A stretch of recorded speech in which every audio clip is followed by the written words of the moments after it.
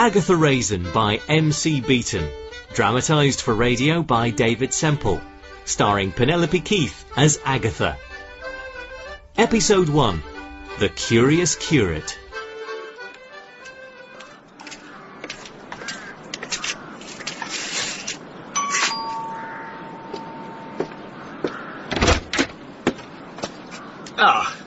Mrs. Raisin. Oh, Reverend Bloxby, I'm so sorry I let you down with the Harvest Festival. Not to worry. Mrs. Dougal did her best with the root vegetables, despite all her recent surgery. Now, the others are waiting for you in the drawing room.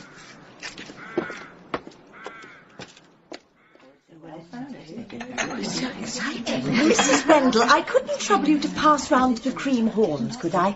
I'll do my best, Mrs. Bloxby, but I do have tennis elbow and I'm lactose intolerant. Hello, everyone. Oh, hello. Mrs. Bloxby. Yes. I've just been confessing my sins to your husband. Oh, no wonder you're so late. No, it hasn't started yet. Mrs. Wendell, could you squeeze up and make room for Mrs. Raisin? I'll try, but my left leg is playing up. I think it's deep vein thrombosis. Right, everyone, it's nearly time. Where's the remote control? There. Oh, it's so exciting, our little village on the television. Yes, Mrs. Beccarelli. It's just a pity about the circumstances. I expect it's all a bit old hat to you, Mrs. Raisin. You must have been on television before with all your years in public relations. Once or twice, but I gave it up when television became cheap. Shush, it's starting. And in tonight's Crime Time UK, we're off to Carsley, the perfect postcard village. But look up close, and it's not such a pretty picture. We spoke to the vicar of Carsley, the Reverend Alfred Bloxby. Well, this has always been a very peaceful place. Of course, it's less so now with all the incomers coming in, which is why a curate was appointed to assist me with my duties. Tristan Labelle, 23 years old when he moved to Carsley, and was murdered. Oh, dear, poor little poppet. Such a sad loss. 3 a.m. on Friday the 13th of September, Tristan Labelle was stabbed in the heart with an antique letter opener. At the time, he was checking parish donations when someone came into the room and disturbed him. He was a very conscientious young man, which is why he was working so late. We found him here lying in a sea of money, but not a penny was taken. Your husband looks so nice on the television. Yes, it totally gets rid of his crow's feet. Oh dear, it's me. Oh, Tristan was so popular. He was standing room only when he took a service. In fact, I think Alf was a little bit jealous of... I don't mean that he was... And did you hear anything on the night of the attack? No, but I do sleep with earplugs. Alf has a tendency to snore. And besides, you often hear groups of men in the churchyard. I think they must be badger watching or something. I'm sure it's all perfectly innocent. Oh, look who it is now. He was so charismatic. I mean, whether he was raising money for the church roof or famine relief, he knew how to charm people into giving everything they could.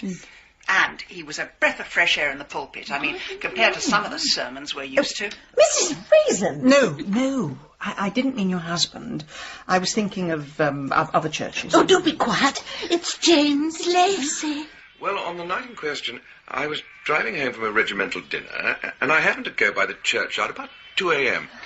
And I thought I saw someone lurking behind this rather fine 18th century obelisk. I wondered if I should go and investigate.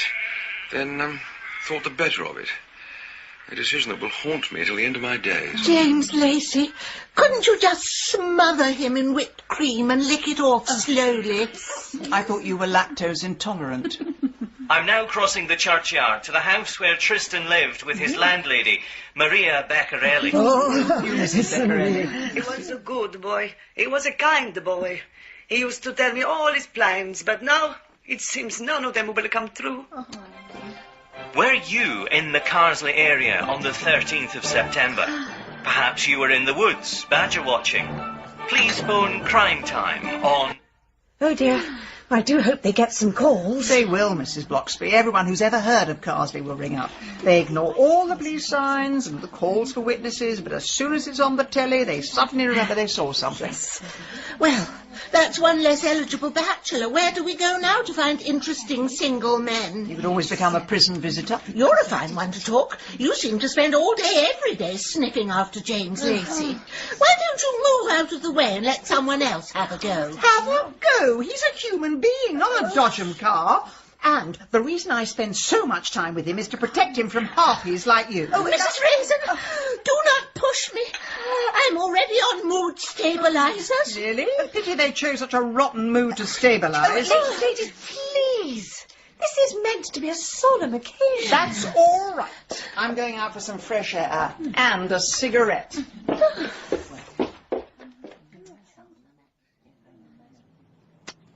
you still smoking? I thought you'd given up. I can't afford to. It's the one thing that's keeping me healthy. Not sure that I follow. Well, now that it's banned in every public place, I'm constantly running in and out of restaurants. I've never had so much fresh air and exercise. Mrs. Wendell's remarks about James, they rather touched a raw nerve, didn't they? Mrs. Bloxby, do your eyes ever get tired from seeing into people's souls? I don't have to squint too hard to see into yours, Mrs. Raisin. But I thought you and James were getting on so well. Of course, the one thing that might bring you closer together is this murder investigation. Mrs. Bloxby, you usually tell me to leave that to the police. Oh, well, perhaps you should, but the police don't seem to be getting very far, and I admit, if it were cleared up, my life would be a lot easier. Why's that? Well, I don't think anyone really believes that Alf did something terrible to Tristan, but people do gossip. And Alf has become so grumpy because of it. It's as though he's a different person. If they could only find out who did this, I could feel as though I was getting my husband back.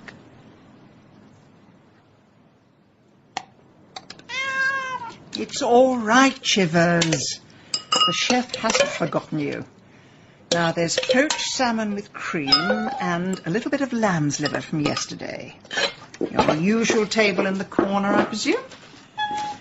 Now, what'll I have? Oh, I'll just shove something in the microwave. Hold on, I'm coming. Mind, please, Chivers. Oh, there, Agatha. Phil, come in. Don't mind if I do. It's a bit nippy out there. Well, I'm honoured. I thought you'd be up to your eyeballs with the investigation. TV appeal hasn't done much. Though James Lacey has received several proposals on marriage. Would you like me to put my ear to the ground to see if I can discover anything? No, that is exactly what I don't want. I've come here to beg you for once in your life not to interfere in police business. Bill, you always do this to me. So what? Tell me not to get involved, then you'll pop round in a week and ask me if I've heard anything. Oh, really? Well, I guess it's what we criminologists call a pattern of offending behaviour.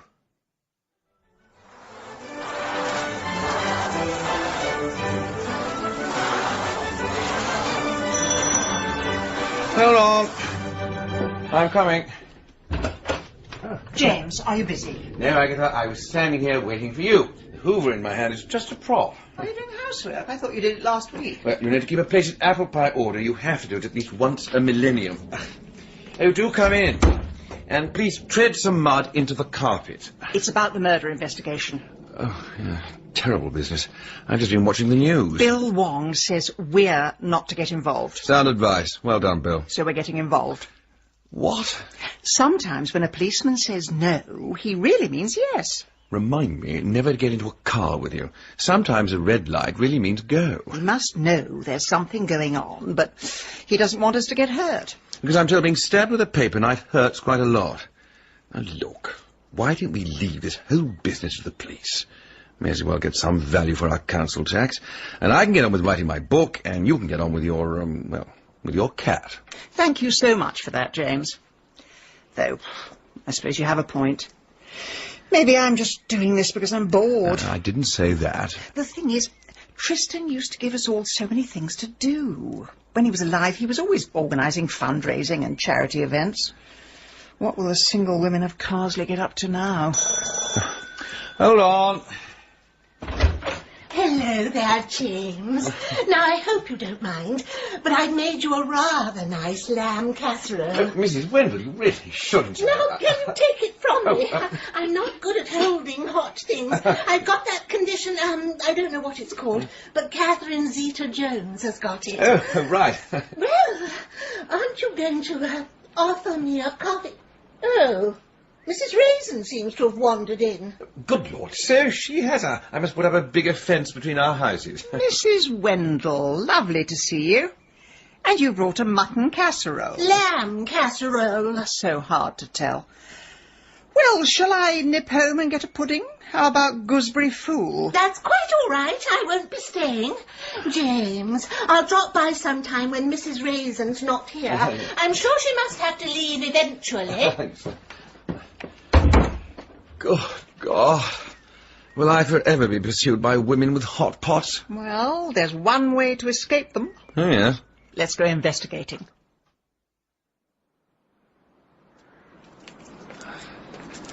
You know, there's nothing quite so peaceful as an English churchyard.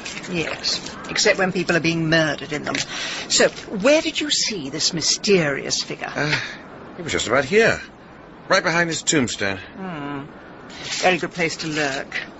Sacred to the memory of John Bandiscombe. In death do our dreams become smoke. Oh, that reminds me, must have a ciggy. Those anti-smoking campaigns are worth every penny. Well, you've got a very clear view of the house where Tristan was staying, and of the vicarage.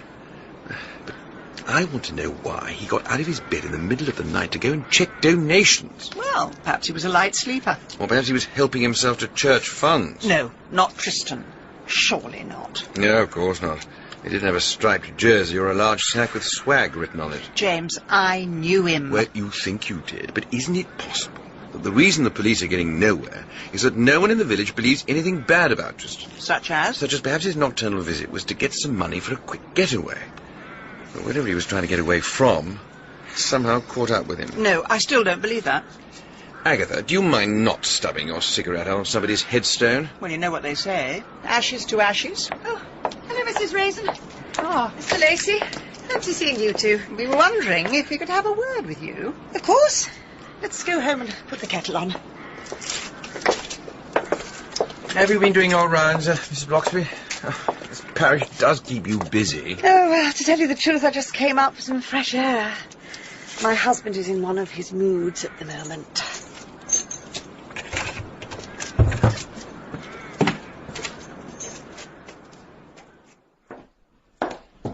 Thank goodness you're here, Margaret. I've just seen that dreadful woman having a cigarette in the churchyard. That dreadful woman's now having a cigarette in your living room. Oh, sorry. No, I didn't mean you. No, there's a Romany woman keeps calling round with lucky white heather. You should buy some. Right now you need all the luck you can get. Oh, dear. I do apologise for my husband. We really want to talk about Tristan.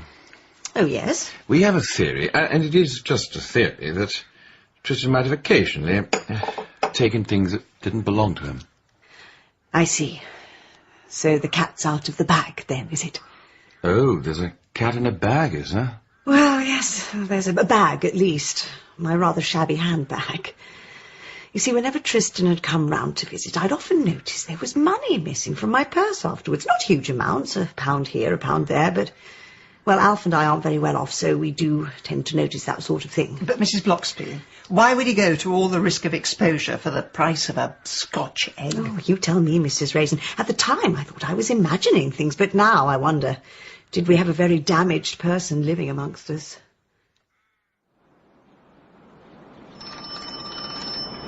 So perhaps the divine Tristan did have a dark side. Well, don't say that to Mrs. Beccarelli. Why not? Because she worshipped him. From his tousled blonde hair to his Tommy Hilfiger trainers. Don't worry, I shall tiptoe around the subject of my very fashionable hush puppies. Mrs. Beccarelli. Oh, it's you two. I knew you would come. Come in. Come in. Thank you. I was looking at these photographs of Tristan. He's such a lovely boy. Please, sit down. Thank you. May we have a look? Of course. This is the tug of war he did for the old people's home. He made over £2,000 for them. Oh, now that's what I call money for old rope. This is the church where he worked in London. They were so sorry to see him go. I can imagine. It's such an interesting face, Tristan. Kind of face that looks as if it's got a story to tell. Of course. And wouldn't you love to know what the story was? I'm sorry? You too want to know about his murder, don't you? I knew you would come. But I have decided. His secrets are staying with me. Mrs. Beccarelli, we're trying to make sure that what happened to Tristan doesn't happen again. Now, if you could just tell us... No more talking, please. It upsets me. Fine. May I use your bathroom before we leave? Of course you can. It's at the top of the stairs. Thank you. Well, Mr. Lacey, when are you going to make an honest woman of Mrs. Raisin? Oh, well, I'm terribly sorry. I think you've got the wrong end of the stick there. I see the way you look at her. I know she is special to you, and I know how hard it is for you to say your feelings. I haven't got any feelings. Well, I mean, obviously, I have some, but just not those sort of feelings. Oh, darling, you don't want to go through your life all alone. Don't wait till it's too late. Like a poor Tristan. No, yes. Now, speaking of Tristan, did he ever... No, Mr. Lacey, no more questions. Here, I give you something. For you and Mrs. Raisin. Goodness. Is this homemade? It is. Elderflower wine. It was a very good year this year. I don't drink so much anymore. It's too strong for me. But you and Mrs. Raisin will enjoy it. Homemade wine? What's that made of? Nothing. Well, I may as well have it. I'm fresh out of insect repellent. Did you manage to find anything in Tristram's room? I assume you dropped in on your way to the lavatory? She's locked the door to stop any skeletons escaping. Did you get anywhere? Afraid not. It's like talking to a brick wall. A rather nice moss-covered Italiante wall. But there was something strange in one of those photos. Oh, the tug-of-war, yes. Very ill-disciplined, no sense of strategy. Not that. The leaving party at his old church. Did you recognise the man standing next to him? No. Should I have done? You should if you read the Daily Telegraph. That was Richard Bincer. What, the savoury snacks millionaire who's now ruining our railways? The very same. I've done some PR work for Bincer's Crisps. I might just be able to wangle a meeting with him. Why? You having to wangle a few cheese football? I think he may know something. What? Because he once stood next to Tristan 3 years ago? May I remind you, Bill Wong once said I have an almost psychic ability to jump to the right conclusion. Yes, except when you jump to the wrong one. We'll draw a discreet veil over that. No, I'm afraid Mr. Bincer simply can't see you today because he's far too busy. We made an appointment. We have travelled 100 miles to be here. He has no right to stand us up. I'm sorry you feel that way, but Mr. Bincer is an extremely busy man. Oh, I know. Those peanuts don't dry roast themselves. Why don't you give him this piece of paper? He might just see things in a different light. If you wish to send a letter, you will find our address listed in the telephone directory. Oh, for heaven's sake, why can't you just give it to him? For several reasons, not least of which is security. Listen, dear, if we wanted to hurt your boss, we could just wring your scrawny neck and kick the door down. Really? Well, you might find my neck a little tougher than you think. Oh, Mrs. Raisin and Lacey, so glad you could make it. It's all right, Miss Bartle. The Tasmanian meeting's been cancelled. Come this way, please. Do have a seat. Thank you. So, you want to know about Tristan, do you? That is correct. We understand you knew him, briefly. Maybe I did. But is this of any concern to you? Who are you exactly? We are private investigators, hired by Tristan's former employer. May I see your licence? It's pending. Oh, I see. So you're nosy Parkers. Well, at least you're not rummaging in my bins. I met Tristan LaBelle on 3 occasions. He managed to charm his way past my secretary. As you can see, that takes quite a lot of charm. And 2 years ago, he invited me to donate money to a youth club he was setting up. He was rather good at getting other people's money. No, he didn't get much from me. Only 5,000 pin money, really. That's an awfully expensive pin. So is there a youth club in South London with your name on it? No, there isn't. Tristan had a habit of asking for money for projects that never materialised. And when I learned he was leaving without having set up the club, I asked for my money back. And what happened? I got my money back. Do you have a record of that? No, of course not. There's never going to be a covering note. Here's the money I tried to con you out of. It came through the post, £150 notes in a plain brown envelope. Now, if you'll forgive me, I have a business to run. And I imagine you have bring and buy sales to organise.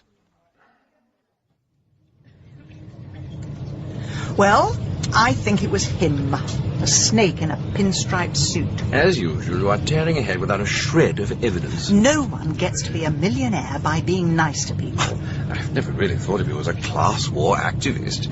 And when you get back to your £500,000 cottage, will you be heating up the tin bath in front of the fire tonight? I earned every penny of my money fair and square, but I bet you can't say the same for Richard Bincer. Let's try and dig some dirt on him. Some of us have other things to do. Just finishing off our books. Oh, you're not still wittering on about that, are you? Admit it. It's never going to be written. Agatha, my book is almost complete. Which is just as well as it's going to be published next year. Why didn't you tell me you'd found a publisher? I started to tell you a while ago, and you somehow changed the subject to speed cameras, congestion charging, and things you'd like to do to traffic wardens. But I should have been the first to know. I can organise a launch party. Don't need a launch party. It's a book about the Peninsular War. It'll sell 200 copies to colonels in Tunbridge Wells. Well, if you're going to think small, I could get the press and a sprinkling of celebrities. Who? I don't know. The cast of Dad's Army? Wrong war, wrong century, and most of them are dead. I do wish people would turn off their phones on the train. That'll be your phone, Agatha. Oh. Hello? Like anything from the buffet, sir? When did that happen? Well, I never say no to a muffin. Yes, of course. Would you like anything else for that, sir? For how long? No, thanks. That'll be 1:25. We'll be there in half an hour. Here you are. Thank you, sir. That was Mrs. Bloxby. Mrs. Beccarelli has gone missing. Last seen mushroom picking in the woods. So, I'm going to organise a search party. Which celebrities are you going to have at your search party, Lulu?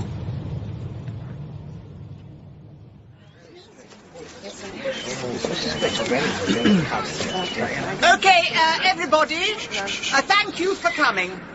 We're looking for anything at all belonging to Mrs. Beccarelli. Her basket, her car keys, anything that can help us trace her steps. So, if we could all hold hands facing the woods. Excuse me, Mrs. Raisin. Yes, Mrs. Bloxby. If we're going to hold hands, should it be boy-girl, boy-girl? It's not a dinner party. Is it really necessary to join hands? The police won't get involved for 24 hours, so we need to be every bit as thorough as they would. Okay, everybody. Now, hold tight. Off we go.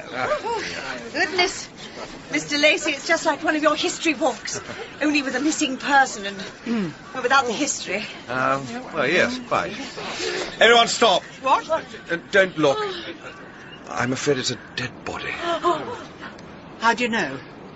The feet sticking out of the ground are a bit of a giveaway.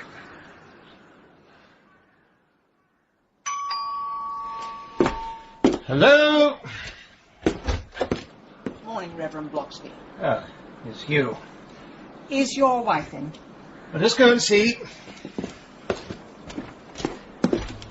Margaret, Yes? the appalling Agatha is here again. And the appalling Agatha is well within earshot. Ah, Mrs. Raisin, sorry. Mrs. Raisin. Oh, come through to the kitchen, please. You let her out. It's nice to get away from the tabloid press. I'm being pursued by a snarling pack of journalists at the moment. We hardly dare answer the door these days. I must pour you a cup of tea. No, please sit down. I'll do it. Oh, you're so kind. I can't remember if you have sugar. Not usually, but I'll have 3 spoons, please. I need the energy. I've been talking to Mrs. Wendell. She says the police were asking about Alf's whereabouts when Mrs. Beccarelli went missing. I keep thinking they're going to take him in to help with their inquiries. You mustn't worry. There's nothing anyone can do. Oh, I know. Do you know what I usually do when I'm upset? Go on, tell me. I clean the house. I find it takes my mind off things. Well, you must have a wretched life. Your house is spotless. I don't just clean. I scrub behind the fridge. I polish the silver. But now I'm running out of silverware to polish. Oh, Mrs. Raisin, I'm sure they're going to take Alf away from me. But he didn't do it, Mrs. Bloxby. There are quite a few people in prison who didn't do it. Can you tell us what the body looked like when you found it? Oh, for goodness sake, sod off!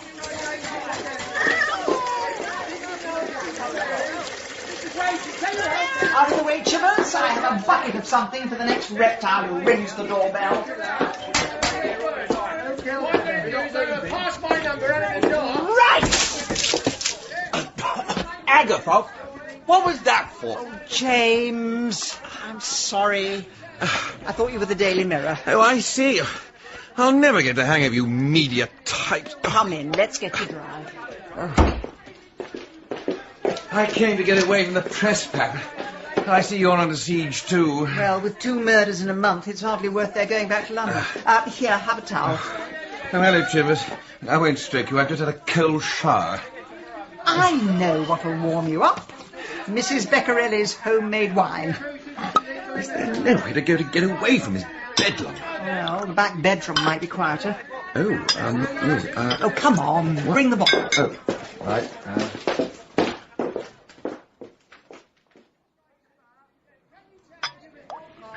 This really is rather good, you know. You should try some. James, I am trying to stay focused on the task in hand. I'll stay focused on the glass in hand. Now look, our number 1 suspect is still Richard Bincer. Why is that? He seemed a nice enough chap. No one runs a multi-million-pound snack empire by being a nice chap. Honestly, Aggie, you're clutching at cheese straw. Oh. Did you hear that, Agatha? I made a joke. I did hear, yes. Why didn't you laugh? Because I didn't want to intrude upon your private grief. Well, what are we going to do then? Rub our faces in boot polish and break into Bincer's office? He'll have closed-circuit TV cameras. It'd be like an episode of the black and white minstrel show. I remember that. I'd walk 1,000,000 miles for one of your smiles, Aggie. You kissed me. Yeah. I'm terribly sorry. Slip of the tongue. There's no need to apologise. Right, well, I must take off my clothes. I must go and put on dry clothes. James, where are you off to? Sorry, I do need a change of outfit, and I don't think any of yours will suit me. Sorry, Chivers! Did you see that, Chivers? Well, quite a busy month it's becoming. 2 murders and a drunken kiss.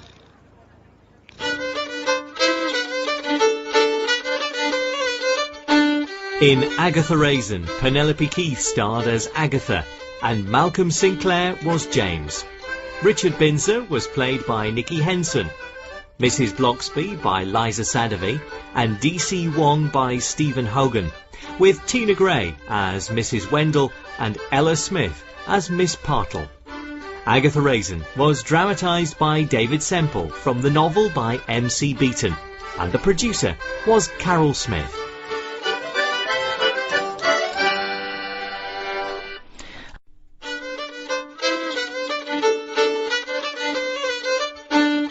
Agatha Raisin by M.C. Beaton, dramatised for radio by David Semple, starring Penelope Keith as Agatha. Episode 2, Duck and Cover.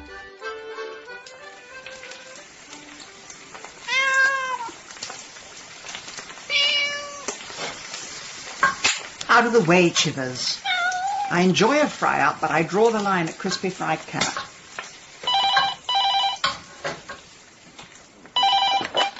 Hello? Aggie, it's me, surprise, surprise. Roy! What are you doing up so early? It's not even 10 o'clock yet. Well, I've had sleepless nights worrying about you. It was on TV last night, another murder in your village. I know. First the local curate, then his landlady. It won't do much for property prices. So, Miss Marple, who do you think did it? I really don't know. Tristan, that's the curate who was killed, was very good at getting money out of people. So that's a possible motive. Well, they do say it's the root of all evil. Anyway, you haven't asked me what I'm up to at the moment. You don't need to ask Mount Vesuvius for an eruption. I'm a television producer. Oh, yes. Who are you working for? I'm a freelancer. Oh, I see. No one will have you. Actually, I have several BAFTA-winning programs in the pipeline. Oh, now, here's a thought. Why don't I make a drama documentary about Carsley? And we can call it, The Village of Death. Oh, Roy, please. No. No, it'll be tasteful. There'll be very little nudity. Now, who can we get to play you? Oh, I know. Judi Dench. Why can't I play myself? Don't be silly. You'd be far too wooden. Besides, if we can get Dame Judy, it has a touch of class. Roy, it isn't funny. I actually saw the dead woman's legs sticking out of a shallow grave. Were they good legs? I don't know. Why? Joanna Lumley.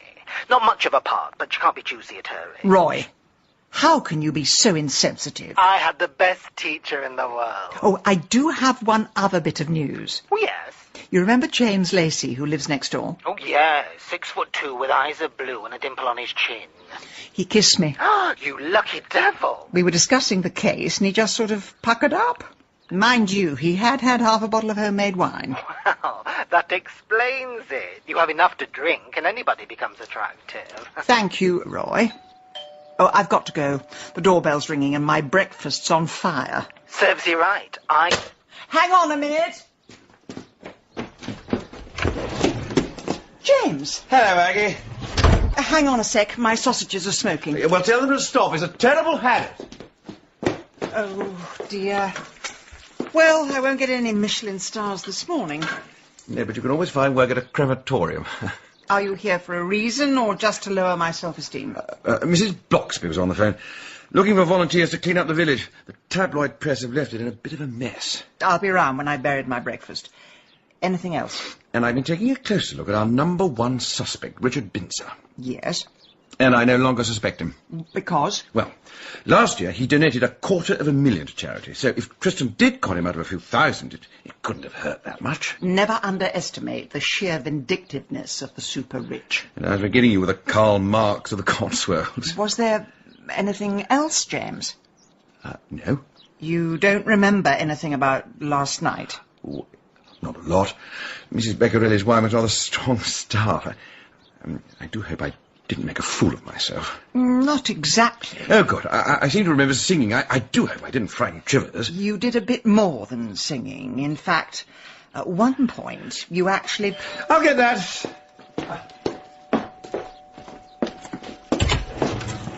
Bill Wong! Well, well, well, my two favourite detectives, Cagney and James Lacey. Bill, why are you giving me that suspicious look? I've not done anything wrong. Innocent as a lamb in springtime, are we? Well, I have in my hand a piece of paper. No, where have I heard that before? It's a fax we received from a Mr. Richard Binzer. Ever heard of him? The name rings a vague bell. Have you, James? Possibly. Not quite sure if I can place him. Well, that's funny.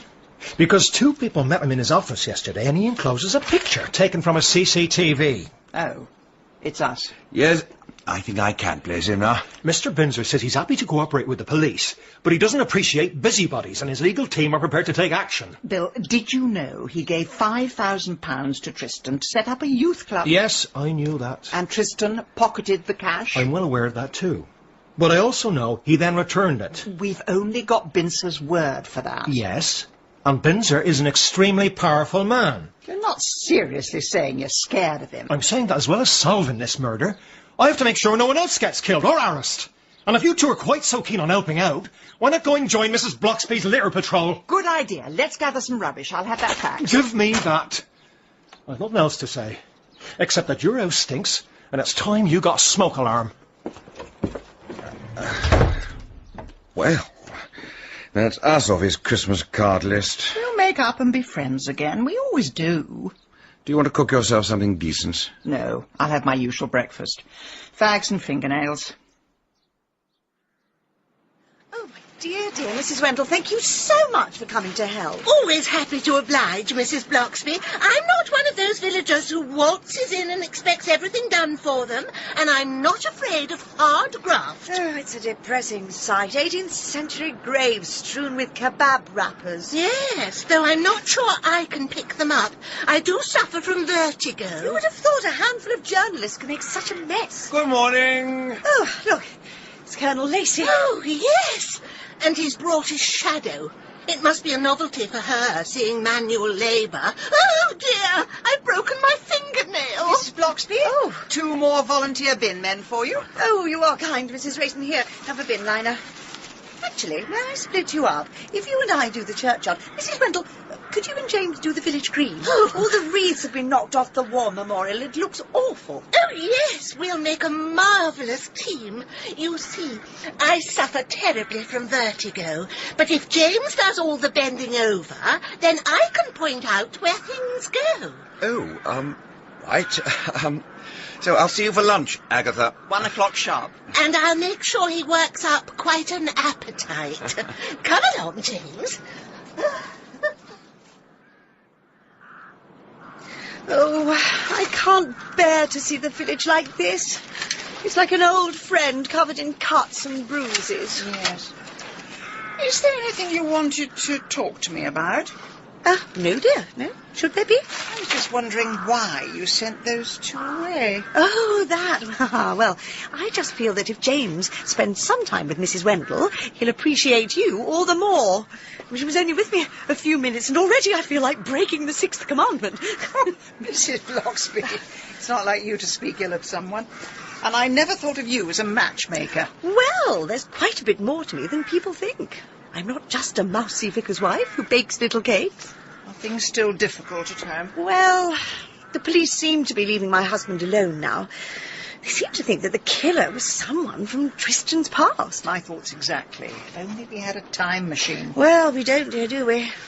Anyway, I feel what the whole village needs right now is a bit of light relief. So I'm going to organise a charity event. What did you have in mind? Well, it suddenly came to me while I was lying in the bath last night that we could raise money with this. That's a rubber duck. Exactly. Now, supposing we filled the village pond with these and each one had a lucky number, we could have a fishing game. With respect, that's never going to be the highlight of the sporting calendar, is it? Oh. Do you have a better idea? Well, if you really want to get people spending, you need something they can gamble on. Oh, a day at the races. Oh, duck races! That's the most ridiculous. Actually, that might be possible. Farmer Ruskin has a mill stream on his land. You could float rubber ducks down it and have bets on the outcome. Oh, goodness, sounds just like Las Vegas. Only in the countryside rather than the desert. Yes, I'll go and have a word with Farmer Ruskin. Use my feminine wiles. Yes, and I'll have a think about refreshments. We do have several bottles of Mrs. Beccarelli's homemade wine. Well, if that's for sale, people will be very free and easy with their wallets. Is that your phone, Mrs. Raisin?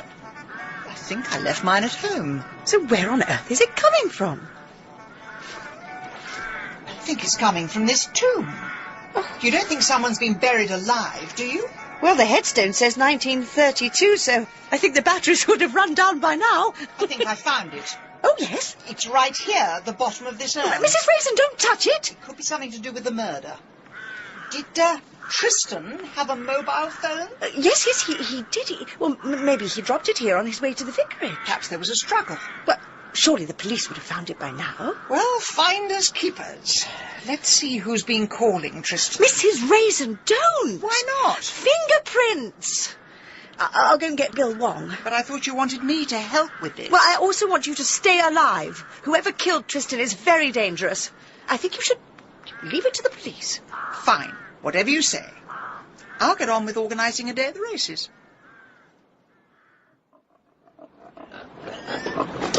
Here, boys. Come and get your dinner. Well, Mrs. Raisin, it's a grand idea, but I don't reckon these ducks will go where you tell them to. No, it's not that sort of duck. Homing pigeons, yes. A rare breed of pig, if you ask it nicely, but ducks don't really have that team spirit. No, I mean rubber ducks. Plastic ones, the kind you float in the bath. Oh, that makes sense now. And at least you won't have the RSPCA breathing down your neck. Right bunch of killjoys they are. So may we borrow your mill stream? You surely may, my love, you surely may. I might even have a flutter myself. So, how are you going to get the crowds in? I'm stuck out here in the middle of nowhere. We're going to give out flyers or have someone with a sandwich board. Now, you need more than that. You need someone going round all the villages saying, roll up, roll up, roll up. A flash character, a brash character. Someone who's not afraid to make a fool of himself. I can't believe you've dragged me away from home and hearth for one of your ridiculous charity charades. Oh, shut up and put the costume on, Roy. I was not put on this earth to waddle about the home counties dressed as Mother Goose. This is Carsley Amateur Player's finest costume. Mrs. Bloxby sat into the small hours sewing on the feathers. Now, your left leg goes here, and your right leg here. Right. Oh, it's the flea bag. Well, don't come any closer. I could crush you with my web feet. Don't worry, Chivers. The silly duck man doesn't mean it. Now, I've got you a poem to read. What? To add a bit of comedy. Oh, up to now it was a Greek tragedy. Here you are. Now, remember, projection and diction. Oh, yes. Barnyard animals mustn't mumble. I'm a lucky ducky. Though I've got little legs. I spend my day a-scratching hay and sometimes laying eggs. But now I'm going racing. Now there's a sight to see. So come along and place your bets. It's only 50p. Oh, this is awful. Who wrote this rubbish? You're just not selling it properly. I knew we should have got Judi Dench.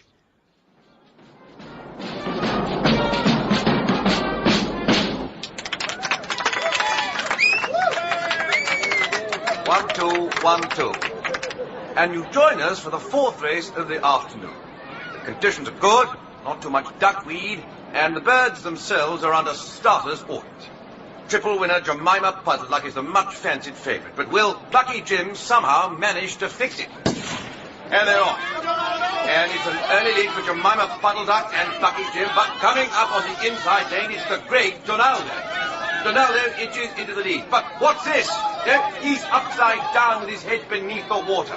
Zip. Plucky Jim is in the lead, but the statistics are stacked against him. It's a two-duck race, but do not rule out a late challenge by Cock-a-doodle-doo. And in a hot stop, then Jemima and Plucky Jim are neck and neck, and yes, the winner is Plucky! Yes, a remarkable return to form for this very daring duck. Then it's Jemima, Cock-a-doodle-doo, and the ugly duckling. And as Plucky takes his place in the winner's enclosure, we adjourn for 5 minutes with the next race at 3 o'clock.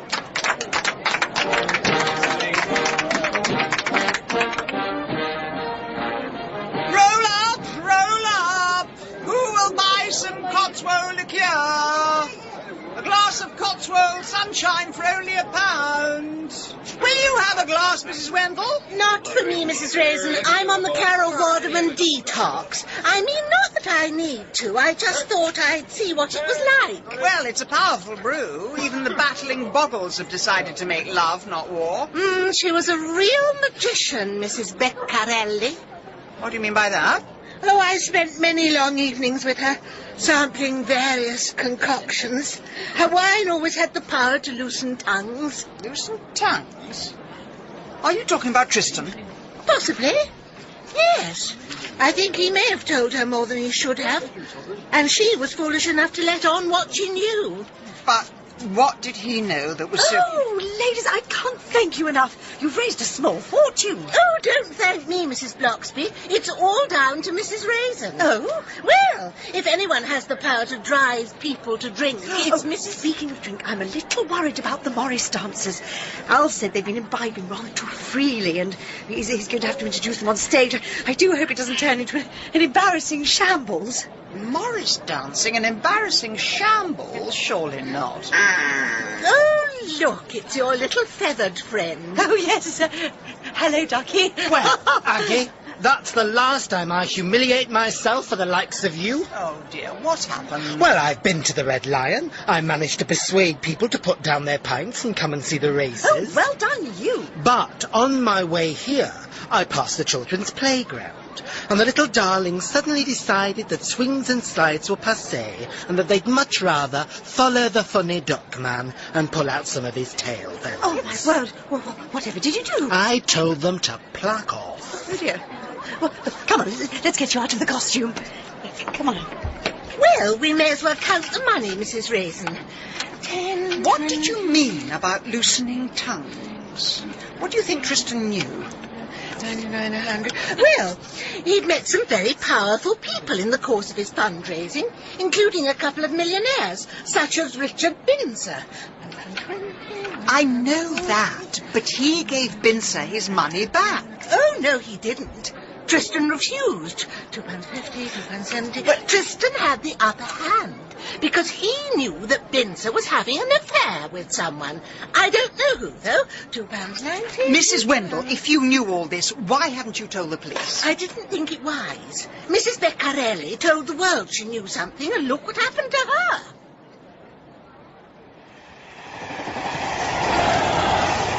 So why are you in such a hurry to get back? Well, do you remember your old secretary, Lucy? Oh, yes.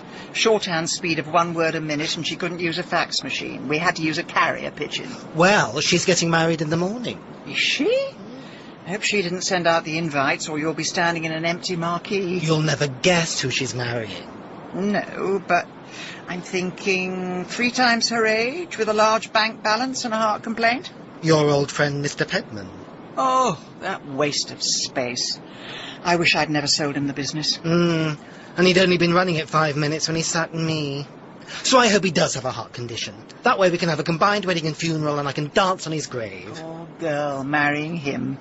Her eyesight must be worse than I thought. Well, personally, I think it's Stockholm Syndrome. You know, when a hostage falls in love with their captor. It's often like that with bosses and secretaries. Secretaries? Roy, I've got to go. What? My train doesn't get here for 20 minutes. Thank you very much for all your help, and I'll be in touch next time I need something. What? Is that all I am to you? The inside of a duck?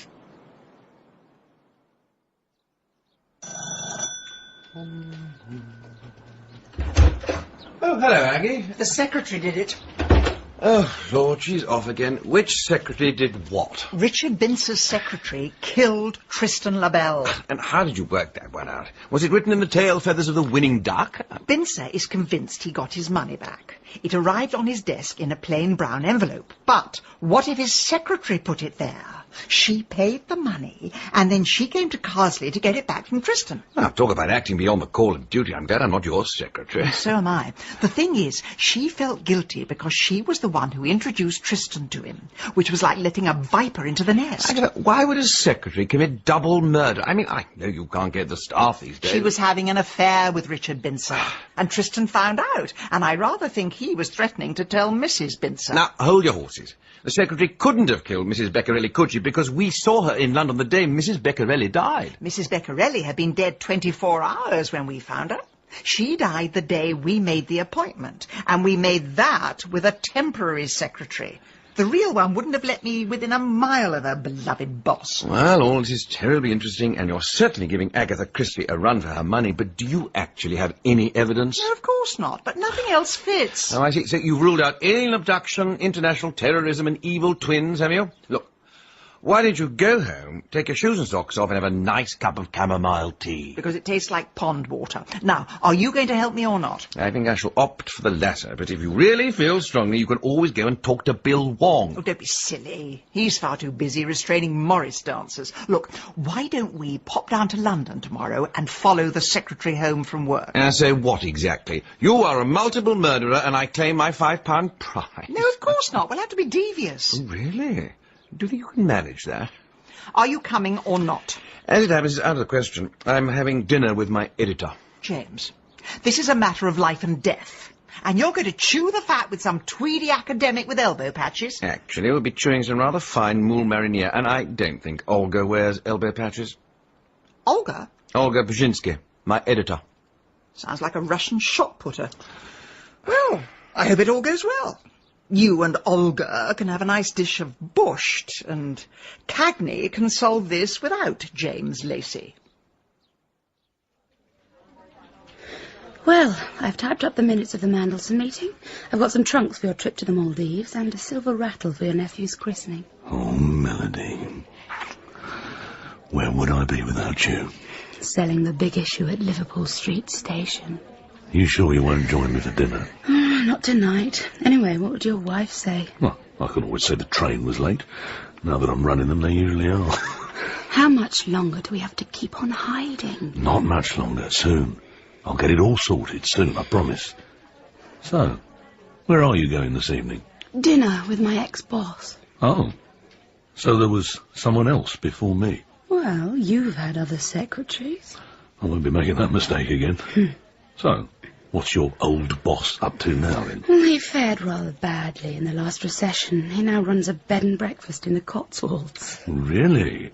Just think, if you'd stuck with him, now you'd be changing sheets in some B&B. Oh, no. If I'd stuck with him, he'd be a millionaire businessman.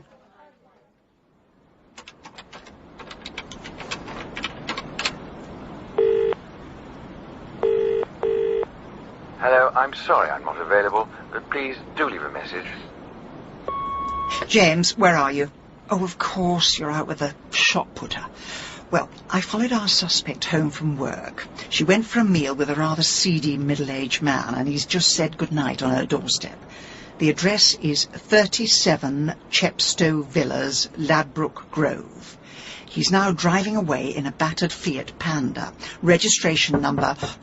Oh, dear. Is there a reason you've been following me all evening? Oh, hello. Do I know you? Sorry. I was thinking of buying a house in the area, and you know what they say about visiting a place at 11 o'clock when the pubs have shut. Mrs. Raisin, please stop digging. OK, I'll put down the shovel. So, do you have an explanation? I'm sorry for following you, but I had to get you on your own. Now, you may not want to hear this, but I have conclusive proof that your boss murdered Tristan LaBelle. My boss? I think so, but I may need your help. Can we talk? Well, perhaps we should go inside. It's not safe on the streets these days. I'm terribly sorry. I know this must seem very cloak and dagger. No, not at all. So, how do you like your coffee? Black, no sugar. You see, I wasn't sure if that man you were with was something to do with Richard Bincer. Oh, no, that was a friend. He runs a small hotel in the Lake District. Now, can I get you something to eat, as you spent all evening with your nose pressed to the restaurant window? Was I that obvious? Not at all, but it pays to be perceptive in my job. I'm fine, thanks. Which one of these is mine? Either. We both take it the same way. So, you have proof that my boss is a murderer? I think so. But I need your help to confirm it. What are you talking about? I found Tristan's mobile. It was in the graveyard where he had a struggle with his killer. And how do you know it was his? I recognised the ringtone. It was Ride of the Valkyrie. Now, if we could just look at the numbers in the call log... Have you told the police? I don't trust them. They're always happy to chase the little man, but if you're a multimillionaire, they protect you. Who were you talking to earlier? Oh, just my cleaning lady, telling her I'd be staying in London tonight. So, let's have a look at this phone. I haven't got it with me. I thought I might get mugged. Where is it? In a locker at Paddington Station. Fine. I'll get a taxi and go and have a look. Right. I'd best give you the ticket. No. Maybe this is a mistake. We should go to the police. We'll go to the police afterwards. Just give me the ticket. You're starting to scare me. I only want to do the right thing. And as you say, the police can't always be trusted. No, you can't trust anybody. Which is why sometimes you just have to take desperate measures. So there isn't a locker at Paddington Station? No, that's my lottery ticket. Hope you feel lucky. Oh, Mrs. Raisin, I didn't mean to kill anyone. I just wanted my money back. Only Tristan decided he was going to tell the whole world about me and Richard. I had no choice. And Mrs. Beccarelli? Oh, she knew too much. I'm not proud of what I did, but if you'd ever loved anyone like I love Richard... Look, what's done is done, but this isn't going to end with the two of you walking into the sunset. Oh, it might, Mrs. Raisin. The night is young. Just put that knife down. Shut up, you stupid bitch. Help! Help somebody! Help One more me! noise and you'll be joining Tristan. Oh, for pity's sake, the police are at the door. There's no one at the door. You're hearing things. You must be mad. Agatha! Up here! James! Agatha! Melody Paul! Oh. I'm arresting you on 2 charges of murder. No! One of perverting the course of... No! One of perverting the course of... Are you all right? As well as you can be when you've had a knife pressed to your jugular. Why didn't you leave it to the police? They were on to her. If the police had called, she would have clammed up. It took another ruthless woman to get under her wire. One of these days, Agatha. One of these days you'll learn to listen to me. Anyway, I thought you were meeting your editor. That's right, in Notting Hill. I picked up your message while Olga was powdering her nose. And you condescended to come and rescue me. Of course I did. I'd walk 1,000,000 miles for one of your smiles. And then what happened? Did he take you in his arms and promise to love you forevermore? No, Roy, he had to get back to his editor. So he shoved me in a taxi and sent me off to Paddington Station. With a little label attached, please look after this Aggie. So I thought I'd crash with you for a few days. That's fine. I do have a rather knackered old sofa bed. Well, I hope you'll be comfortable on it. I'm having your room. I need to stretch out. Roy. Aggie? Am I wasting my time with James? Hard to say. He seems like a nice chap, but he might be a bit out of your league. You cheeky sod. Perhaps if we got you spruced up a little. Tell you what, tomorrow morning we'll go to Camden Market, get some silk stockings, a nice sexy negligee. Can we get something for me as well? Honestly, men. Who needs them? We do, Roy, we do.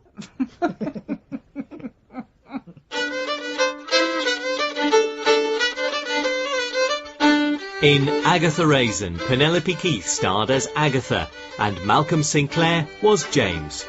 Richard Binzer was played by Nicky Henson, Mrs. Bloxby by Liza Sadovy, and D.C. Wong by Stephen Hogan, with James Holmes as Roy, Tina Gray as Mrs. Wendell, Ella Smith as Miss Partle, and Gerard McDermott as Farmer Ruskin.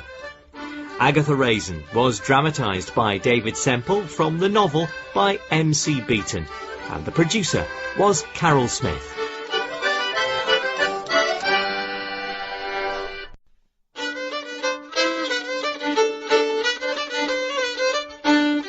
Agatha Raisin by M.C. Beaton, dramatised for radio by David Semple, starring Penelope Keith as Agatha. Episode 3, Buried Treasure. So, Mrs. Raisin, how long have you been smoking? Is this relevant? I thought you were going to hypnotise me, not write my biography. It just helps me build up a picture. It's so hard to date smoke as it has such an ageing effect on the skin. Well, you could always cut me open and count the rings. Sorry, I wasn't trying to be offensive. No, I'm sure it comes naturally. Mrs. Raisin, are you sure you want to give up? Yes, of course. Now, can we get this over with? Right. Now, breathe in. And out.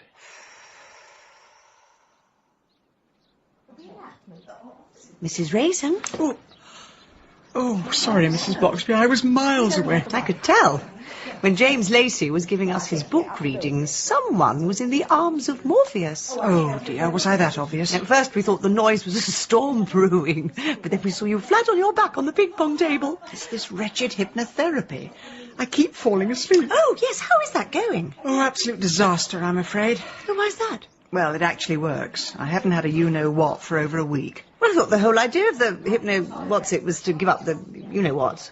Oh, no. I went to hypnotherapy so that I could tell people I tried and then they'd stop nagging me. Well, perhaps you could be hypnotised to make you start again. I hope so. I need some pleasure in life. At the moment, every time I put a you-know-what in my mouth, it tastes of burning rubber. Oh, goodness. I hope my cheese straws don't have that effect on you. You couldn't pass them round, could you? Are there many people left? Oh, yes, they're still queuing up to get their books signed. Ah, Mr. Lacey is quite the local celebrity. Yes. Who would have thought the Carsley ladies would be quite so interested in the Peninsular War? Just one more, Mr. Lacey. It's for my son, Jeremy. I didn't know you had children, Mrs. Hicks. Oh, yes. My son's at Oxford University, you know. Is he really? Which college? I just told you. Oxford University. Right. To Jeremy, best of luck with your education. Oh, he will appreciate this. He's such a gifted boy. Yes, I'm sure he is. James, I couldn't trouble you for just one more, could I? Certainly, Mrs. Friendly. Is it for you? Oh, yes. A little something to curl up with under the duvet on these long winter nights. Right. To Mrs. Friendly, best wishes, James Lacey. You must have signed 100 this evening.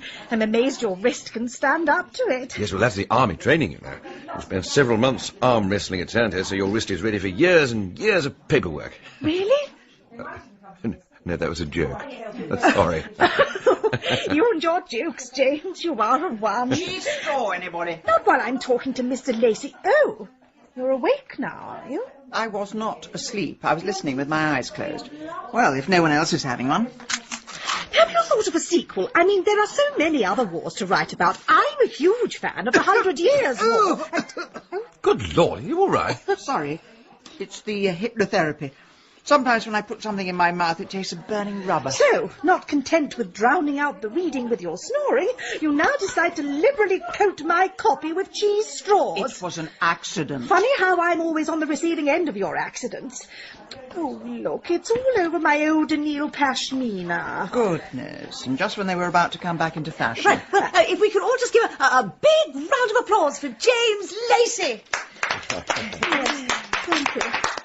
And I'll just get a dustpan and brush. Well, Agatha, I'm proud of you. Why's that? Because I spat out food at your book signing? Because you've given up the evil weed.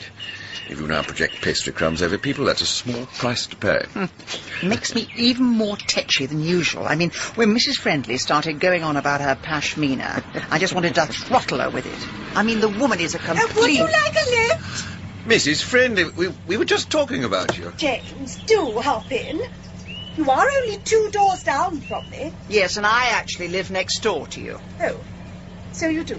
Well, you can go in the back, but try not to spit on the upholstery. You'd best go in the front, James. You've got such long legs. Right. Yes.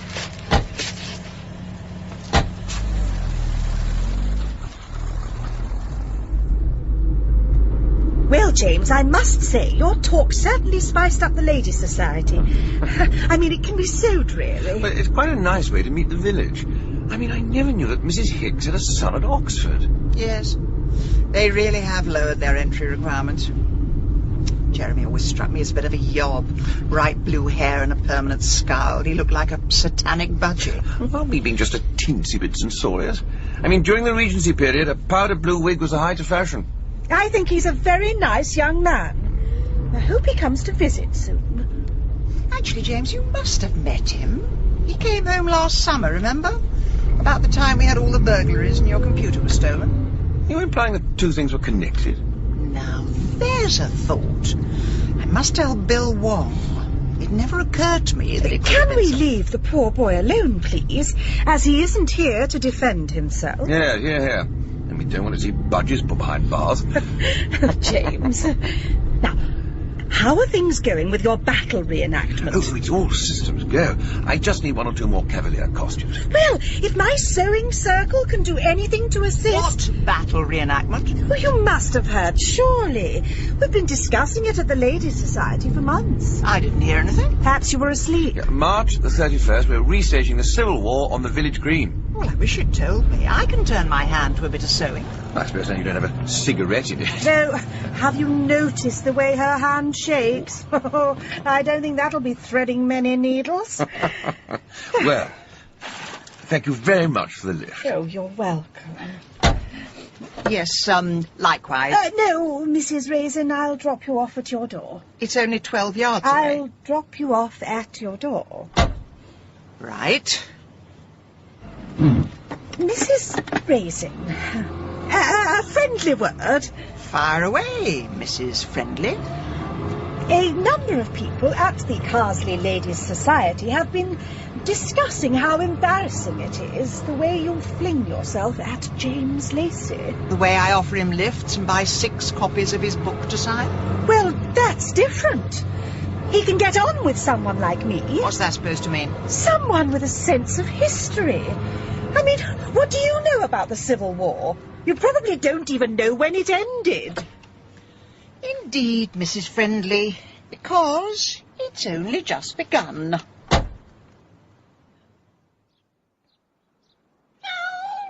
Chivers, please put down the daddy long legs. It's all right for you. Your little pleasures don't make you fat or spotty or wrinkly. Right, I'll have one more go at lighting a cigarette. I do like cigarettes. They are delicious. I do like cigarettes. They are delicious. Oh, for heaven's sake.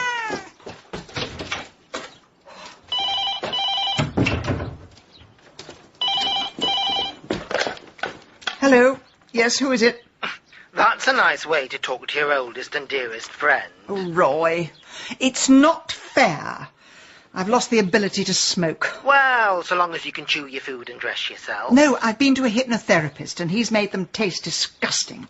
I've just thrown the last packet into the garden. Oh, well, his curse will wear off eventually, and by then they'll have grown into a tobacco plantation. Are you calling for anything in particular or just to mock? Well, partly to mock and partly to gloat. You know you said I could never get a job in television. Oh, yes. I've just got a job in television. Doing what? Muffin the Mule stunt double? Actually, I'm a senior program consultant. Oh, I see. You're a researcher, but they've given you a fancy job title. I'll have you know, our company has made some extremely prestigious documentaries for the History Channel. Which company? Well, it's me, my friend Gary, and the bloke with a fairy microphone. How prestigious can one get? What are you working on at the moment? Oh, it's called Treasure Island. We go all around the country digging up the legendary lost treasures of history. And I suppose you've buried them the night before. How dare you insult our integrity? Only if we're desperate. I thought so. Roy, you wouldn't know anything about the Civil War, would you? I think Gary did something on that last year. It's always popular with the overseas market. Really? That might just come in useful. Oh, my word, Mrs. Findlay. It's all going great guns in here. We're pulling out all the stops, James. If our famous author wants 50 dragoons' uniforms, then he shall surely have them. How am I doing, Mr. Lacey?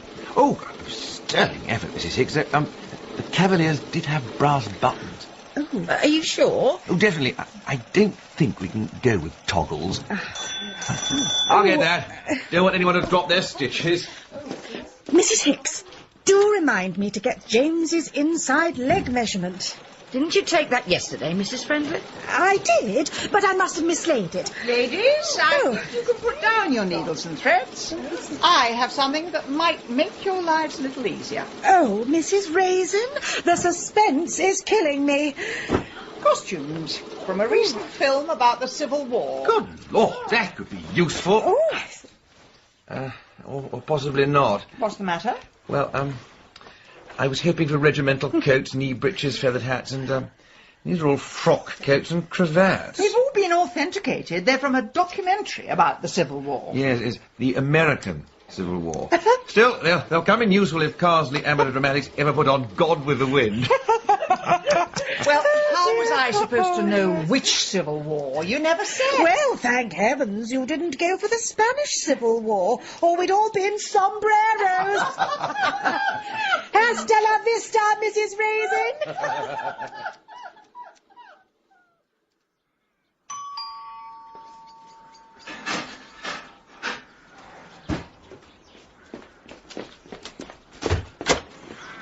Mrs. Raisin, it is nice to see you. I'm glad someone thinks so. Oh, could you close the door, please? I've got flour on my fingers.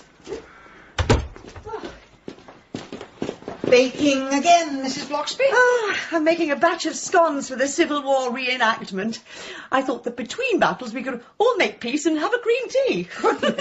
If only you'd been around, the real Civil War would have been so much more civil. So, what can I do for you? Do have a seat. Thank you. I wanted to ask you a question about history. History, Mrs. Raisin? Yes. Do you know any stories about treasure being buried round here? Buried treasure? Well, there is one local legend. Oh, yes. Well, as you know, there were a lot of battles around here between Roundheads and Cavaliers, and there was one story about a royalist soldier, Sir Geoffrey Lamont, I think his name was, who was on the run from Cromwell.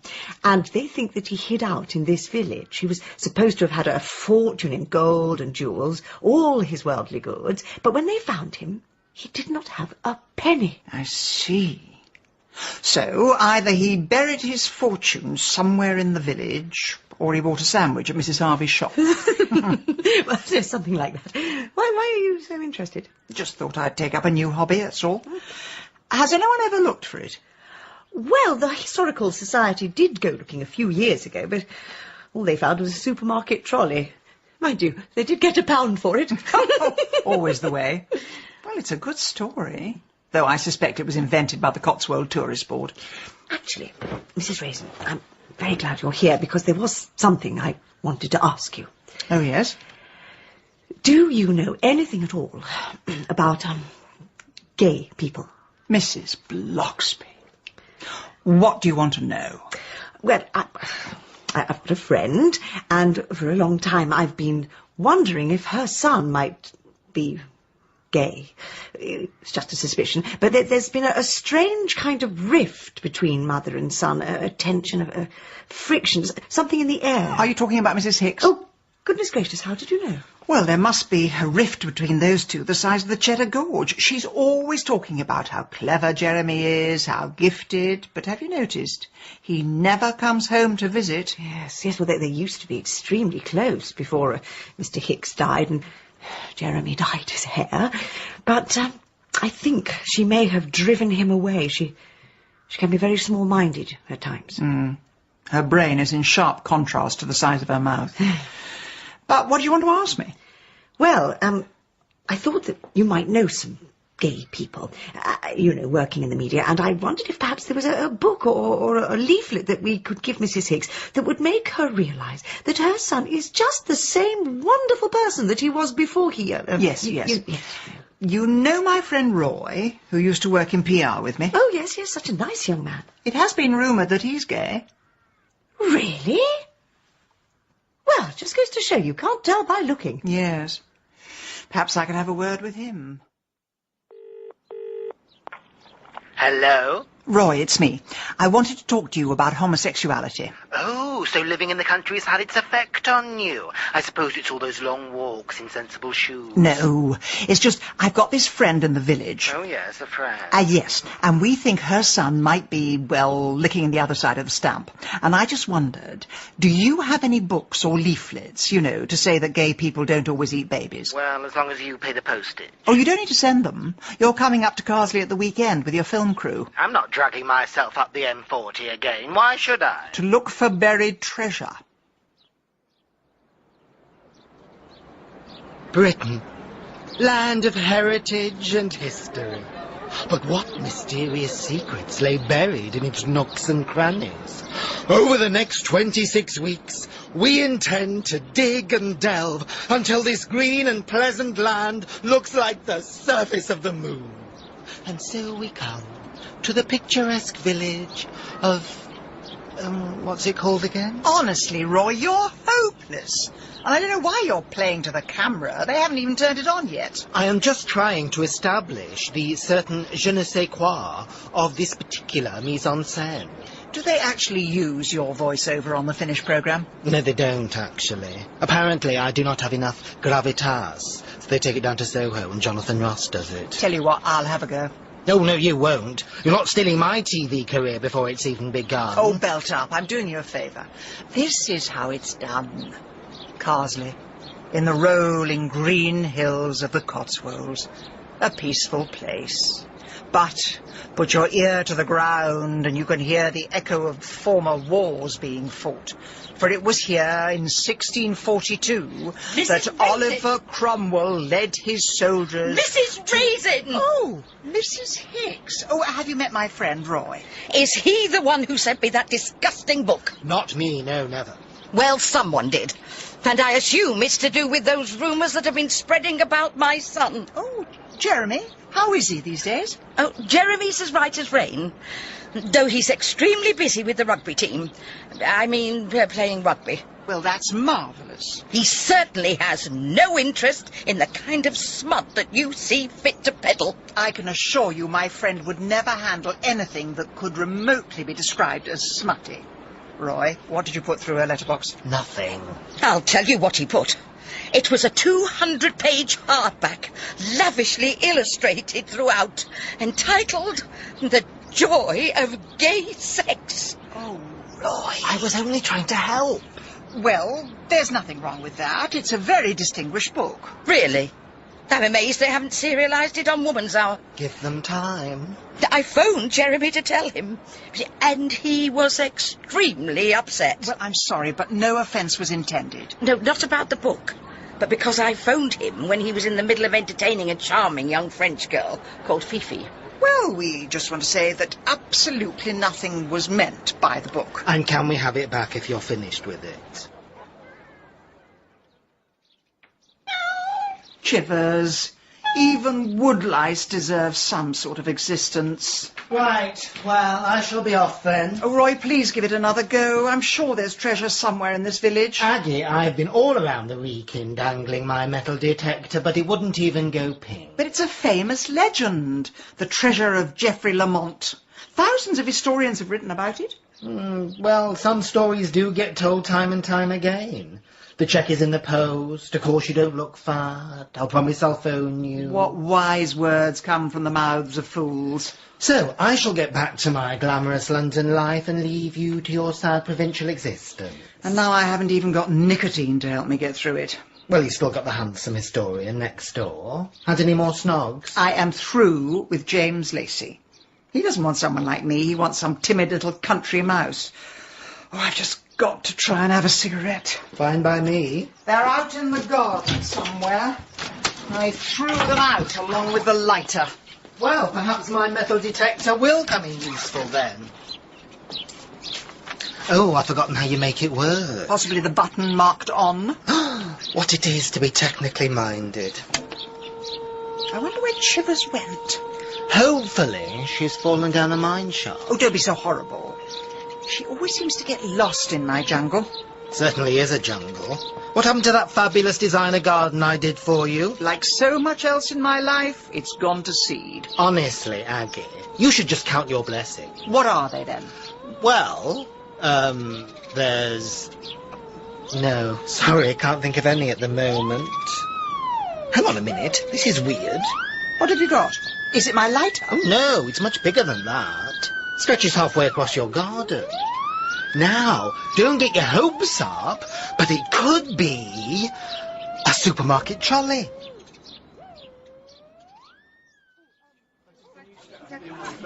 I'm not happy. Do you really think this is the right?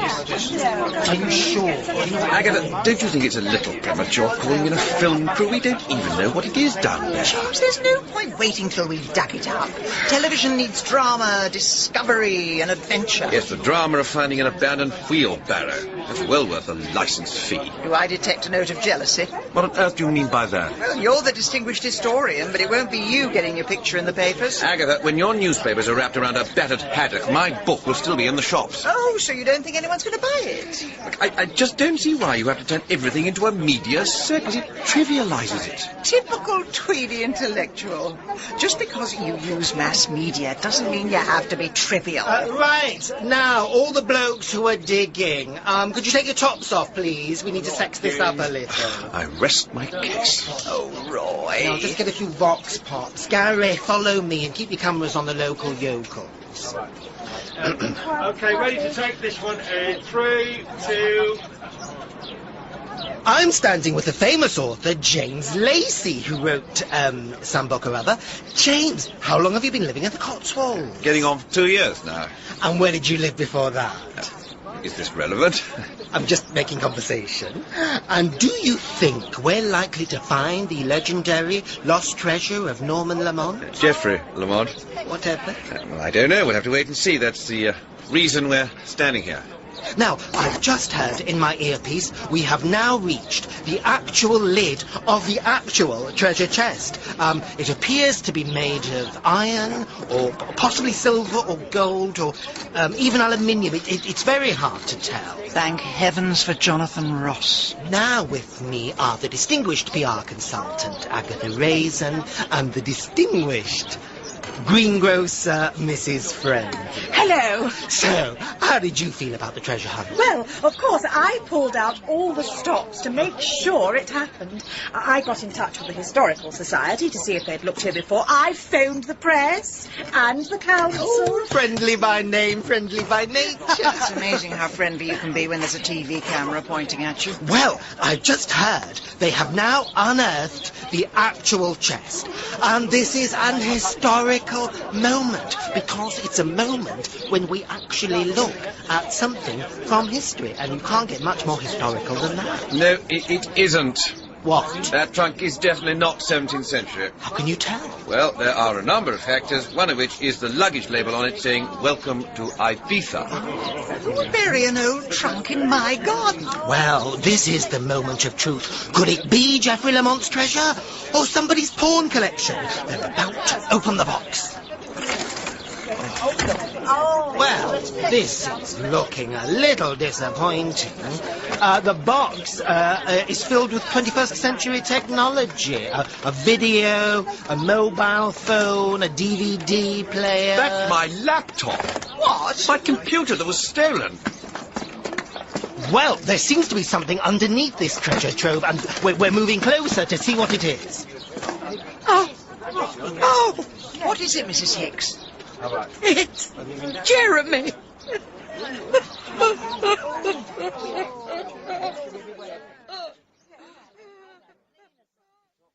Would you like a glass of water, Mrs. Raisin? No, thank you. Not on top of the 6 cups of coffee I've just had. Right then. Interview commenced on the 18th of February at 4 p.m. Are you Mrs. Agatha Raisin of 18 Lilac Lane? You should know by now, Bill. For the tape. Mrs. Raisin, for the tape. Yes. That's right, I am. And this afternoon, I believe you witnessed the discovery of a body in your back garden. Well, it wasn't just me. It was half the village, a film crew and 6 half-naked archaeologists. And you were able to identify this body? Mm-hmm. Mrs. Raisin is nodding her head. I know that. For the tape. So who was it? It was Jeremy Hicks, who used to live across the road from me. And do you have any idea how he came to be buried in your garden? I've no idea how anything gets in my garden. Dead birds, crisp packets, vodka bottles. I'm surprised there was just the one dead body. And was this body in a container of any kind? Well, yes, you've got all this on film. It was a sort of enormous metal trunk. Had you ever seen this container before? Mm-hmm. Mrs. Raisin is shaking her head. Do you have to describe every little thing I do? For the tape, Mrs. Raisin. And do you have any idea how this container came to be in your garden? No, and instead of asking me fatuous questions, you should talk to Mrs. Hicks and ask why she claims she spoke to her son yesterday when he's clearly been dead for several months. D.C. Wong is raising his eyes to the heavens. What? For the tape, D.C. Wong, for the tape. Agatha. Well, you succeeded in getting your picture in the papers. Yes, James, and that battered haddock can't come soon enough. Do they have any idea how the body got into your garden? No, but as I've had 6 holidays in the past 2 years, there's been ample opportunity. Come to think of it, it's a perfect place to hide a body. I mean, the chances of you doing any gardening and finding it were fairly remote. Do you have to turn everything into an insult? I'm sorry. Force of habit. Oh, let's go outside.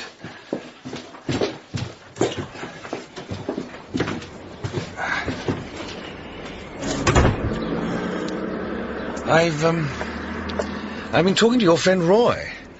Apparently he wanted to make a fly-on-the-wall documentary following the police around as they solved the murder. He sent him away with a flea in his ear. Typical Roy. Anyway, it won't be the police who'll solve this murder. It'll be us. Oh, no, please, no. Please, please, please, no. At least I'm no longer a suspect. I mean, why would I bury a body, then invite a film crew to watch me dig it up? I don't know. Sounds like ideal viewing for Channel 4. Anyway, this would never have happened if I hadn't given up smoking. I knew no good would come of it. I've never known anyone with such a talent for justifying their appalling vices. Thank you very much. Well, let's see if the shock of seeing a corpse in my chrysanthemums has lifted the curse. You're not starting again, are you? I certainly am. Seeing that body made me realise you never know when death's coming. So why deprive yourself? Embrace life. Yes, the NHS should really adopt that as a slogan. Embrace life. Smoke a cigarette. And the verdict? Heavenly. Well, that's got me cured. And now there's just that small matter of a murder.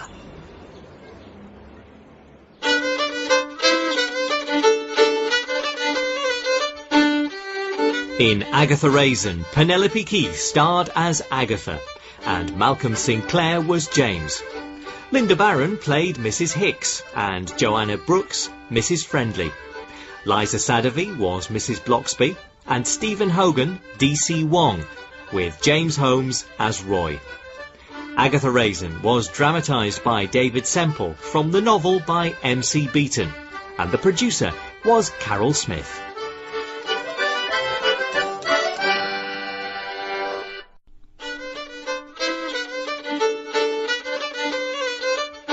Agatha Raisin by M.C. Beaton, dramatised for radio by David Semple, starring Penelope Keith as Agatha. Episode 4, The Civil War. This is the 10:07 train calling at Kingham, Jarbury, Hamburg and Oxford. We apologise for the late departure of this service. This was due to the late arrival of the preceding one. Is it me, or is British Rail losing the will to live? Even the excuses are disappointing. Perhaps that's why they got rid of it 20 years ago and replaced it with individual operating companies. Thank you, James. Why do I always have to sit next to the anorak? Right, let's go through the facts. 1 year ago, a crime wave came to Garsley, and something like a dozen houses were burgled. Fast forward 1 year, and we've now found the culprit. He's been buried in a box at the bottom of your garden. At least we think he's the culprit, and he's been buried with everything that was stolen in my garden. A very good place to hide a body. Under those undisturbed weeds, you could have all the war dead of the Crimea. And there's plenty of room for one more. Now, the body is Jeremy Hicks, 19-year-old son of Mrs. Hicks, widow of this parish. And the police confirm he was buried a year ago. Which is odd, because the mother has been telling all and sundry that her son was at Oxford enjoying carnal relations with a French student called Fifi. So why would she lie? Did she know her son was rotting at the bottom of my garden? What a poetic turn of phrase, Agatha. You really should become a bereavement counsellor. Perhaps Mrs. Hicks had a falling out with her son and didn't want anyone to know. Yes, because we also suspect the son was a homosexual. Homosexual. What? It's from the Greek root homos, meaning same, as in same-sex attraction, as opposed to the Latin homo, meaning man. Well, I'll never solve this murder if I don't even know basic Latin. I just think if it's worth saying, you may as well say it correctly. We're not going anywhere. Well, that's no reason for sloppy pronunciation. I mean, the train. We keep grinding to a halt. Yes. Perhaps that's why Sherlock Holmes did so well. He didn't have to contend with a privatised rail network. And he didn't have a sidekick who was a complete pedant. This calls for a cigarette. Agatha, this is supposed to be a non-smoking compartment. And this is supposed to be a moving train. I'll keep my side of the bargain when they keep theirs.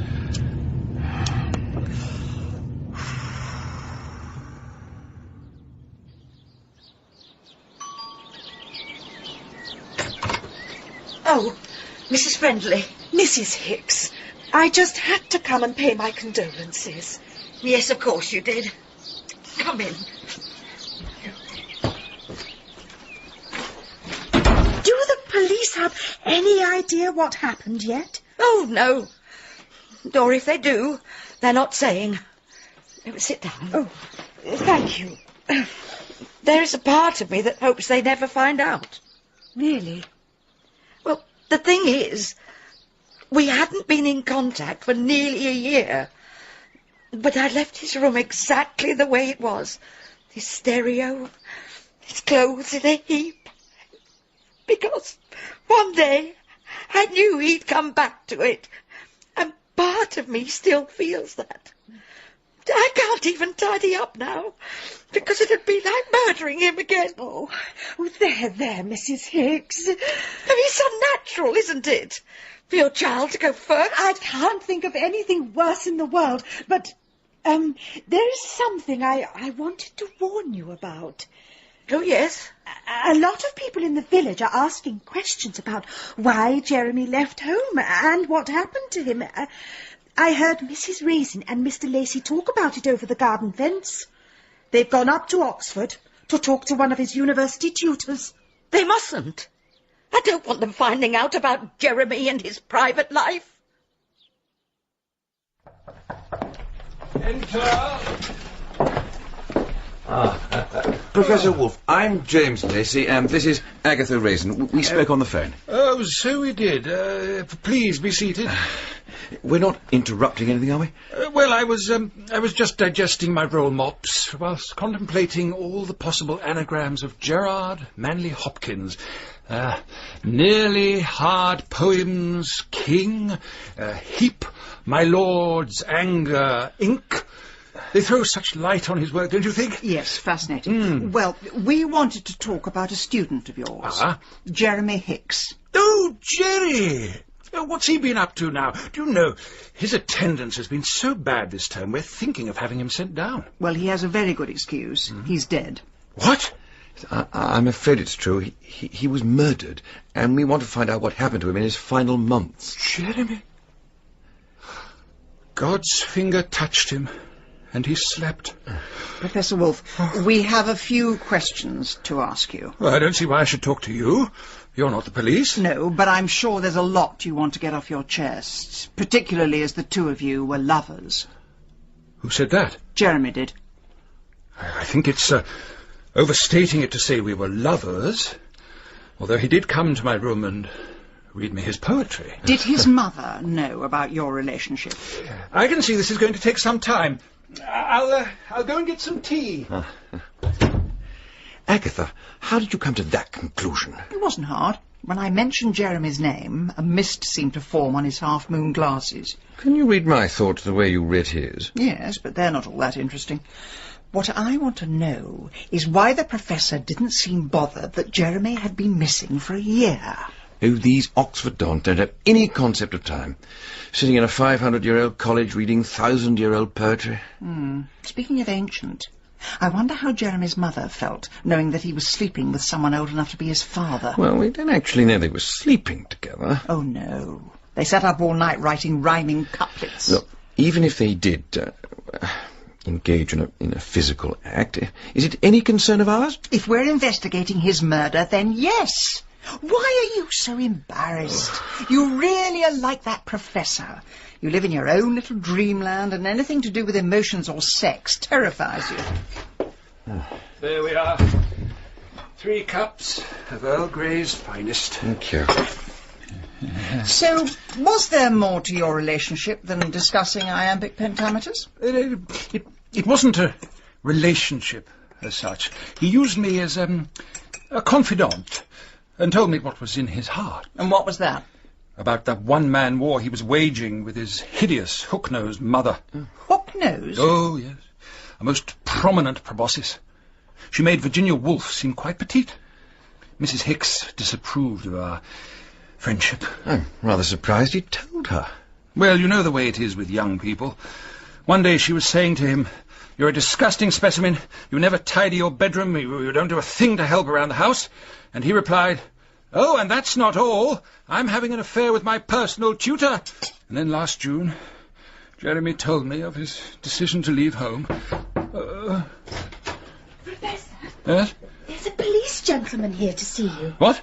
Oh, well, I'm almost finished with these people. I'll tell him you won't be long. Hold on a moment.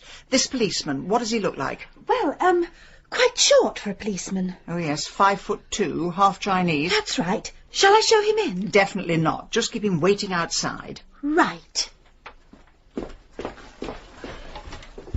Professor, our local police officer has followed us here, and he's not going to be happy that we've interfered. Is there any other way out of your office? Well, you could go via the window and find out if Isaac Newton was right. Is there a cupboard? If you can squeeze in next to the E.M. Forster first editions. Agatha, there isn't room. Nonsense. Since I started smoking again, I've lost 6 pounds. Oh, dear. I'm not quite so agile as I used to be. Take a deep breath, James. We're going in. Yes. I'll get over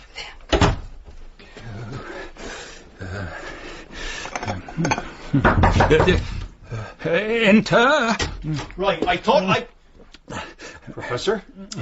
Yes? I'm surprised to find you alone. I'm sure I heard voices from outside. Yes, well, I was communing with the spirits of Virgil and Shakespeare. Virgil and Shakespeare, eh? And which one of them has a squeaky voice? Well. So you didn't quite make it through to Narnia, then? Hello, Bill. Detective Constable Wong. There's a perfectly innocent explanation. No, there isn't, Colonel Lacey, but I'm sure back at the village we'll all think of one. Now, if you two would wait outside, I'll give you a ride in a police car later. But first of all, I want to find out what else Professor Wolf has got in his closet.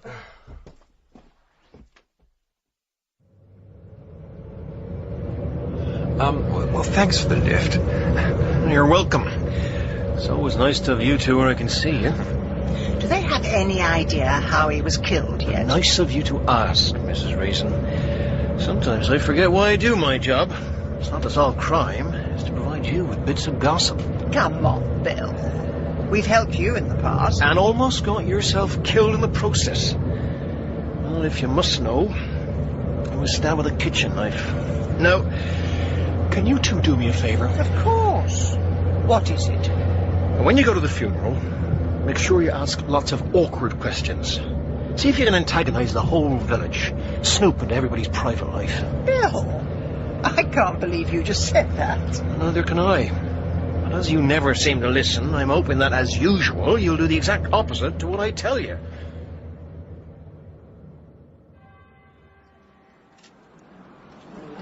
Not much of a turnout, really, all things considered. Well, nobody knows who they're really burying. Is it the nice young man who carried their shopping, or a yob who was responsible for all those burglaries last year? Well, there's not a lot of him left to bury. After a year decomposing in your garden and being poked about by a pathologist in search of every single-celled life form... James! Speaking of single-celled life forms... Oh, James, I can't bear it. It's all too much. Oh, hello, Mrs. Raisin. Hello? Yes, Mrs. Friendly, it's a very tragic occasion. Oh, do call me Dorothy, please. I just can't believe that someone so young and so full of hope should be lying in the ground. Of course, it's not just losing a son, it's discovering that your little boy was a one-man crime wave. We don't know that. We only know he was buried with stolen goods. No one knows how they got there, and he can't tell us. I suppose you're right. I was one of the lucky ones. He didn't take anything from my house. No, he seemed to be quite discerning about who he stole from. But people forget. It's not just the mother who suffers. Everyone who knew him is affected. Yes, you do seem awfully affected. James, can you hold me, please? I think I'm going to faint. Lord, where exactly should I hold? Well, you're rather spoiled for choice. Look, we'll get Mrs. Bloxby. She's trained in first aid. Come on, James. But I'm fainting. Well, you can lean against the wall then. It's almost as plastered as you are. Oh, Agatha, don't you think you're being a little harsh? Oh, don't be so naive, James. What? It's an obvious ploy. She wants you to take her in your arms and hold her close. But she was crying. She was obviously upset. She wants you to carry her home and give her the kiss of life. All women use tricks like that. All women? No, I mean not all of us, obviously. Only the needy ones. Right, let's go and see Mrs. Hicks. Well, she's just getting into our car. Oh, well, grab her before someone else does. Oh, dear, she's being besieged by women with cake tins. Mrs. Hicks! Mrs. Hicks! Mrs. Hicks! Oh, it's you. I wondered when you'd catch up with me. I suppose we should have a word. My goodness, the women of Carsley have been busy baking. Yes, do take some away with you. They keep coming round with one cake after another, as if it somehow makes up for it. I'm sure they mean well. I'm sure they do. Here's your coffee. Thanks. I've eaten so much cake this week, I'm starting to look as if I'm pregnant. Oh dear. There. You have a good cry. Mrs. Hicks, what did you mean when you said you wondered when we'd catch up with you? Oh, yes. Be sure your sins will find you out. I knew you'd come for me sooner or later. Sorry, I don't quite follow.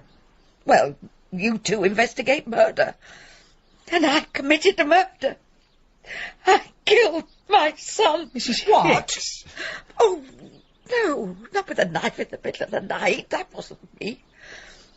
But I threw him out of home. And that's why it all happened. And why did you do that? Why do you think? I knew about his dalliance with his personal tutor. And I told him, well, if this professor cares for you, then he can look after you. I threw him out. But I've no idea what happened to him next. Mrs. Hicks, you told us your son was doing very well at Oxford and was in a relationship with a woman. Yes, because I wanted to believe it. I kept thinking perhaps his feelings might just have been a phase. And then we could have made peace one day. Yes, or if your intolerance was a phase, you could have made peace straight away. Mrs. Raisin, please don't judge me. I thought a short, sharp shot would make him forget all his funny ideas. But he was much too proud. I wonder where he got that from. Thank you for the coffee, Mrs. Hicks, but we've got a lot more people to see before your son can rest in peace. Agatha, don't you think you were a little harsh on her? Certainly not. She treated her son like a criminal, so he behaved like one. Jeremy was thrown out of home. He may have phoned his professor for some help and advice, but he also needed money. And luckily it was a hot summer's night, so quite a few cottages had their windows open. Agatha, I think we may have to have a pause in the proceedings. There is the small matter of my Civil War reenactment. Oh, that thing. Just put them in chainmail and tell them to beat the hell out of each other. Firstly, royalist soldiers did not wear chainmail. Secondly, I do have to ensure both sides follow authentic military strategy. Well, you can still help with this. No, I can't, actually. I don't think Oliver Cromwell solved murder mysteries on the side. No, I don't suppose so. Men have no idea how to multitask. Oh, yes, apart from winning 6 major battles, executing the king, establishing democracy and the Commonwealth, the man was quite useless. Oh, stop whittering, James. Well, if you won't help, I shall break the habit of a lifetime. Oh, dear. What are you going to do? I'm going to see Bill Wong with my evidence.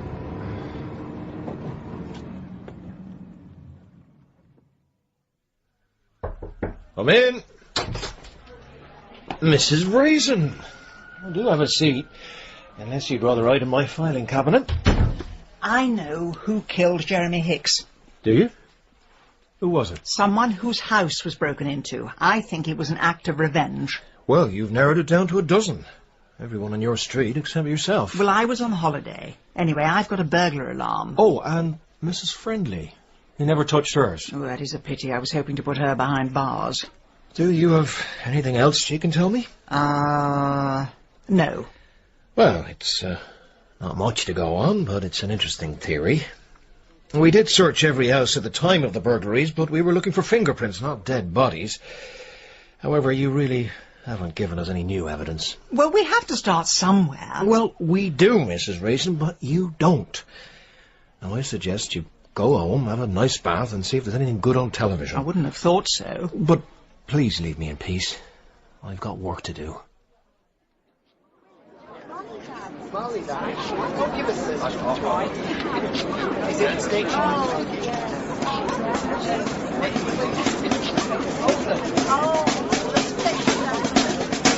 Bone of our bone, flesh of our flesh, in Christ! Now is the time to fashion your ploughshare into a sword, and march under the flag of king and country. We shall set forth and... Oh, for heaven's sake. Hello?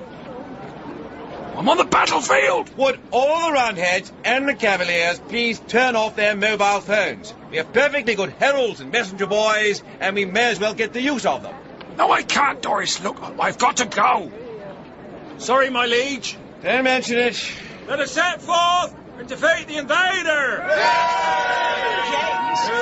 James, I think Bill Wong's got a cheek. I mean, if it wasn't for me solving all his murders, he'd be demoted to a traffic warden. Agatha, do you mind? I'm in the middle of a Civil War reenactment. Well, you and your friends can carry on killing each other. Don't mind me. Though I'd have thought you'd have grown out of it by your age. I mean... Out of the way, please. Pike staff coming through. say, it's rather good fun, isn't it? Your idea of fun is middle-aged men squelching about in chainmail. How many times do I have to tell you? There was no chainmail in the Stuart period. Mrs. Bloxby, if you can put the cream teas on the trestle table next to the fake blood. Thank you. James, how did you feel when you had your laptop stolen? Oh, you're still here. Well, if you must know, I was somewhat peeved at the first draft of my book on it. And in the end, only the maggots got to read it. Did you feel so angry you could have killed the person who did it? Don't be silly. A kick up the backside would have sufficed. Maybe I'm barking up the wrong tree. No one would kill someone because they stood there in a vial. Oh, I don't know. A strange man burst into your house is going to put you on edge. And people do strange things in the heat of battle or the fog of war. The fog of war! Well, it was the middle of the night, and no one could see a thing. Agatha, mind the battering ram! Of course, how stupid! There is nothing remotely stupid about it. It's completely authentic. No, I mean me. I've been assuming the killer was a burglary victim, but it has to be the one person who claims she wasn't burgled. Sorry, I don't follow. Well, if you had a struggle with an intruder and ended up killing him, the last thing you'd do is call the police and report the burglary. You'd keep quiet about it. So our killer is likely to be someone who apparently wasn't burgled. Give the man a coconut. You weren't burgled. I was in Madeira. It was Mrs. Friendly. Precisely. Oh, now, hang on a minute. She's the one who invited the Historical Society and the Council to the archaeological dig. At that stage, the dig was already planned. However, the Historical Society might have advised us to look elsewhere, and the Council could have refused us permission. So she told them in the hope they'd call it off? It's a distinct possibility. Oh, now, hang on. Everything you've got is circumstantial. It has to be her. She lives next door. Who else could drag a chest through a hole in the hedge? Well, look, when this battle's finished, we might just pop round there together. But whatever you do, don't go on your own and accuse her. No, of course not. I'll just have a quiet word. Once more, the blast of war blows in our ears. Be not afraid. We will never be free until this enemy is defeated.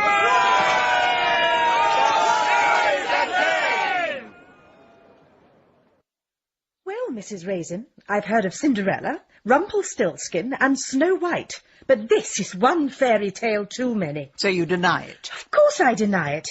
I was very fond of Jeremy. I wouldn't have hurt a hair on his head. Except that you didn't know whose head it was. It was the middle of the night. He'd just broken in, and Jeremy had an alarming habit of changing hairstyles. You might not even have recognised him. Of course I'd have recognised him. In the dark, too scared to turn on the lights? Mrs. Raisin, you really should write detective fiction. But if you go round presenting this as fact, I may have to sue you for slander. I'll see you in court. You used to keep a knife by the bed, didn't you? It made you feel safe. I do feel safe, living in the country. With rural crime on the rise, police stations closing down. So when you hear a noise in the night and don't know if it's a squirrel or a killer, the knife makes you feel safe. But you never ever want to use it. That's the last thing you want to do. There isn't a knife by my bed. You're welcome to go and have a look. It isn't there anymore. You washed off the blood, got rid of the weapon, and you buried the body with a trunk full of stolen goods. Did I, Mrs. Raisin? Did I?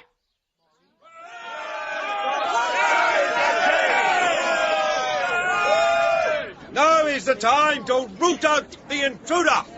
Spear them with spikes and drag them to the dunghill. Cut off their heads for trophies and leave their trunks for the crows to feed on. Beg your pardon, Mr. Lacey. For heaven's sake, I'm trying to choreograph the English Civil War here. Sorry about that. Any idea where Mrs. Raisin is? Off on one of her crackpot theories. Oh, dear. Any idea what that theory might be? I'm intrigued, Mrs. Raisin. However did you come up with such a preposterous idea? Well, it's all down to my cat, Chivers. Chivers? I've noticed she often disappears in my garden. Then I saw a hole in the hedge leading straight through to yours. Not an enormous hole, but must have been bigger a year ago. Well, I'm sorry about that. It makes me a very poor gardener, but it doesn't make me a murderer. So, who have you told this outlandish story to? No one. Oh, just the police. What? I'm surprised that bothers you. If you're innocent, you have nothing to fear. If you're guilty, you should give yourself up. You'll get a shorter sentence if you admit to it. And you'll spare Mrs. Hicks the agony of another day not knowing. Who the hell is that? Well, there's only one way to find out. No, It's no one. It's only Jehovah's Witnesses or someone selling sandalwood soap to raise money for the blind. Would you like me to get it? Don't move, Mrs. Raisin. They'll soon go away. They don't appear to be going. Very persistent people, these Jehovah's Witnesses. If it's the police and you don't answer, they may take that as an admission of guilt. They might even think you've taken me hostage. What a ridiculous idea. Now, sit down, Mrs. Raisin. I have a headache, and I'm not in the mood for any more visitors. Fine. Well, if they go away, we'll know it wasn't the police, and you've been talking nonsense as per usual, and I suggest that in future you keep your slanderous theories... Agatha! James, where are the police? On their way. But I thought I'd beat them to it with a highly authentic battering ram. This is my house! You have no right! This is my house! Dorothy Friendly, I'm arresting you on a charge of murder. You do not have to say anything, but it may harm your defence if you do not mention when questioned something you later rely on in court. Anything which you do say will be taken down. Well, thanks for helping me tidy up. You're welcome. I enjoy scrubbing fake blood off paving stones. Well, you'll be pleased to know it was such a success, they wanted to be an annual event. How thrilling. So, who won? Oh, well, Oliver Cromwell. It's called historical accuracy, you see. We always have to let him win. Wouldn't it be nice if just once we could change the script? Are you talking about Jeremy? Yes, and Mrs. Friendly. She's going to be sent to prison for a single moment of panic. Yes, I think you're right. There's more than one person responsible for his death. Unfortunately, it's the one with the knife in her hand who gets arrested. Time for a cigarette. What time would that be, then? Between dawn and dusk? James, I need these. Sometimes they're the only thing that makes sense. Agatha? Yes. Did you mean what you said in Oxford? About losing weight since I started again? Well, it was a bit of an exaggeration. No. About me being like the professor, not totally in touch with my feelings. Do you think I'm... what's the phrase? Emotionally repressed. Well, how can I put this? Yes. Oh. Well, the thing is, how do you, get in touch with your feelings if you've always tried to keep them under control and then you suddenly decide you need them? It isn't hard, James. We're all alone here. We're two grown-ups. You can say whatever you want to me. Right. Well, I just wanted to say, when I knew you were in the house with Mrs. Friendly and Bill told me that I had proof she was the murderer, I've never felt so scared in all my life. Because you're more than just a neighbour. You're the most wonderful friend. A friend, James? Yes. A very good friend. Thank you, James. Thank you.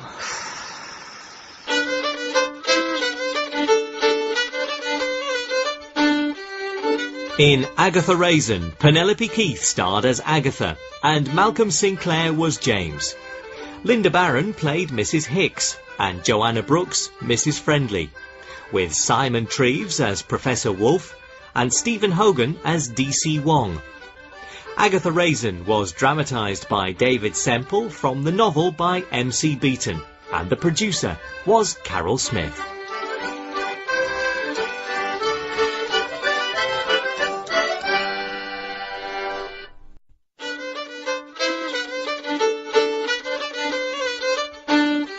Agatha Raisin by M.C. Beaton, dramatised for radio by David Semple, starring Penelope Keith as Agatha.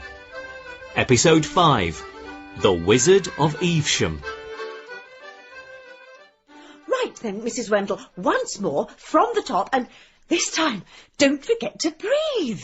The audience won't enjoy it half as much if you're blue in the face. Mrs. Bloxby, I do know how to inhale, thank you. Well then, now, ready, Mrs. Asquith? Off we go. On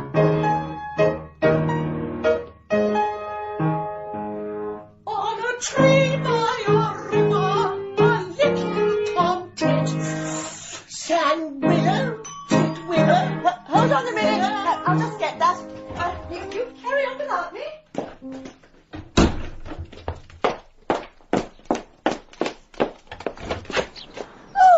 Hello, Mrs. Raisin. Mrs. Bloxby, you're not doing anything important, are you? Well, I am actually rehearsing the Gilbert and Sullivan Society at the moment. Oh, that's all right, then.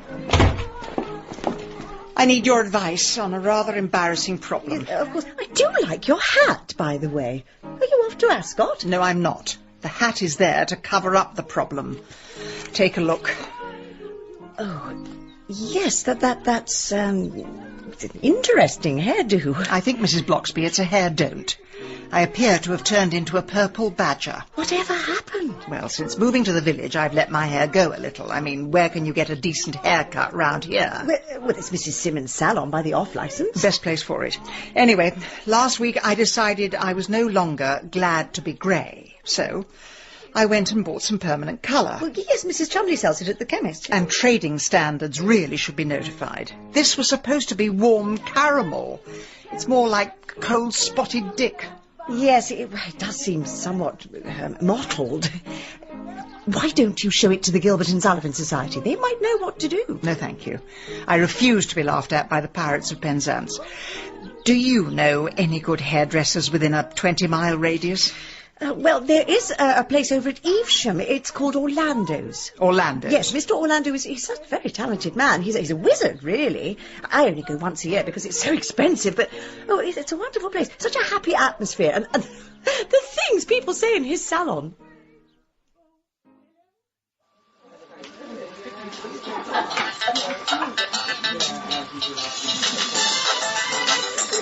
Hello? Oh, thanks for phoning, Danny. I've had such a day of it. I mean, you wouldn't believe what's just pitched up at the salon. Have you ever seen The Bride of Frankenstein? Excuse me. Oh, dear, I think she's just risen from the grave. Hold on. Look, am I going to be waiting much longer? Mr. Orlando will be with you as soon as he can. It's just I'm feeling a bit self-conscious sitting in the window like a Dutch prostitute. Well, we could always put a bag over your head like a sex offender. Can I get your coffee? I suppose so. Black, 2 sugars. Right. So, anyway, I'm flying off to Torremolinos to meet Simon's mother just as soon as I've had my tennis reaction. Would you like any coffee, ladies? No, thank Not you, for me. Bobby. So where was I, Marge? Oh, right, yes, right. She's got this job as an au pair, right, over in Block Lane. Oh, that's a very nice village. You get a better class of person there. Oh, well, that's what I thought. But then, right, on the first day, the little girl she's looking after says, can we put on some of Mummy's dressing up clothes? Oh, how sweet. Oh, no, it isn't. You'll never guess what Mummy had at the back of her wardrobe. What? Whips, like chains, and a catsuit of synthetic material. No. So now we know how she can afford the house prices in Blockley. Oh, excuse me, ladies. Coffee coming through. Your coffee, madam. Look, is it going to be much longer? I've been waiting so long, the clothes in these magazines are coming back into fashion. Someone's having a bad hair day. Someone is fed up with being ignored while you yak on your mobile about trips to Torremolinos. Do you have any idea who I am? No. Oh, should I? I am a customer. I'll see if he's ready yet. Look, Marjorie. Tourist season gets earlier every year. Oh, I know. Ah, Mrs. Raisin, I'm so sorry to... Oh, my word. What have we here? What we have is purple hair. I feel like a poodle with alopecia. Right.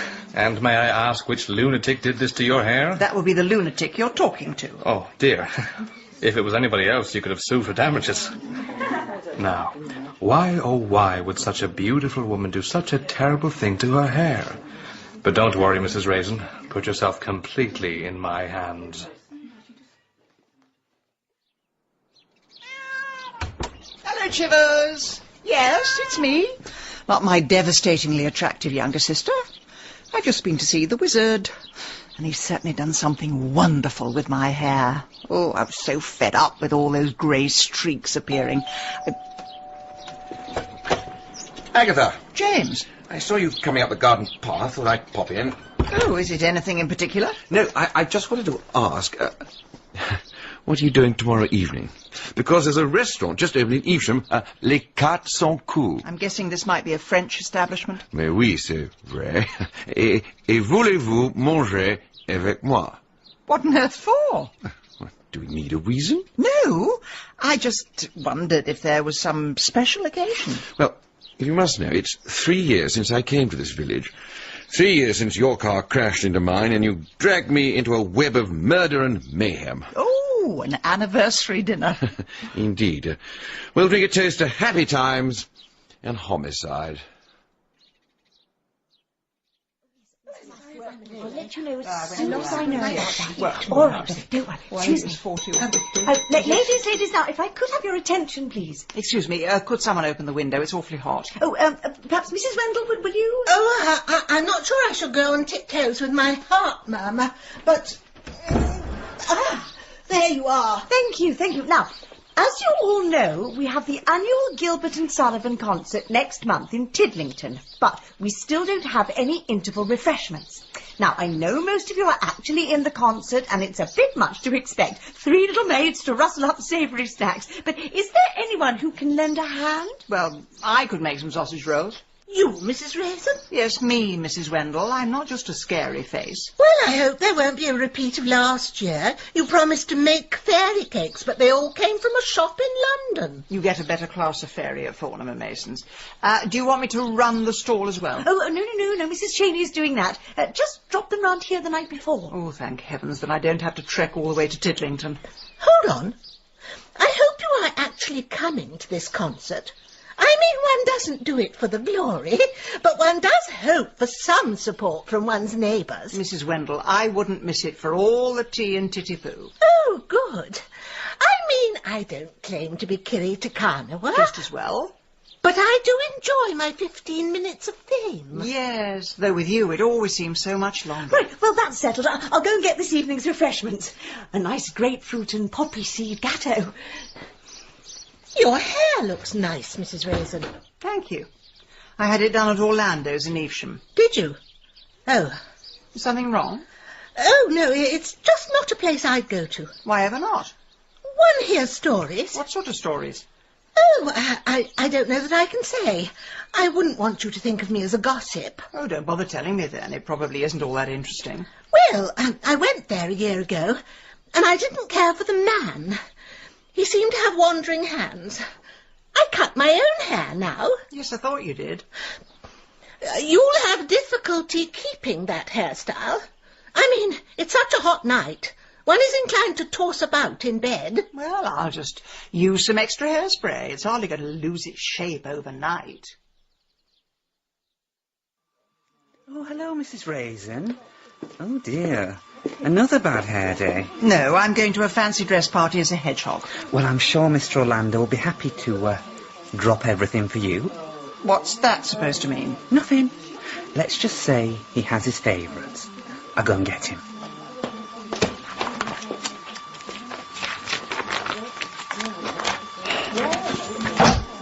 Mrs. Raisin. Oh, dear. You have had a rough night, haven't you? I'm afraid so. And that rather beautiful hairstyle you gave me is, dyed. You don't need a hairdresser.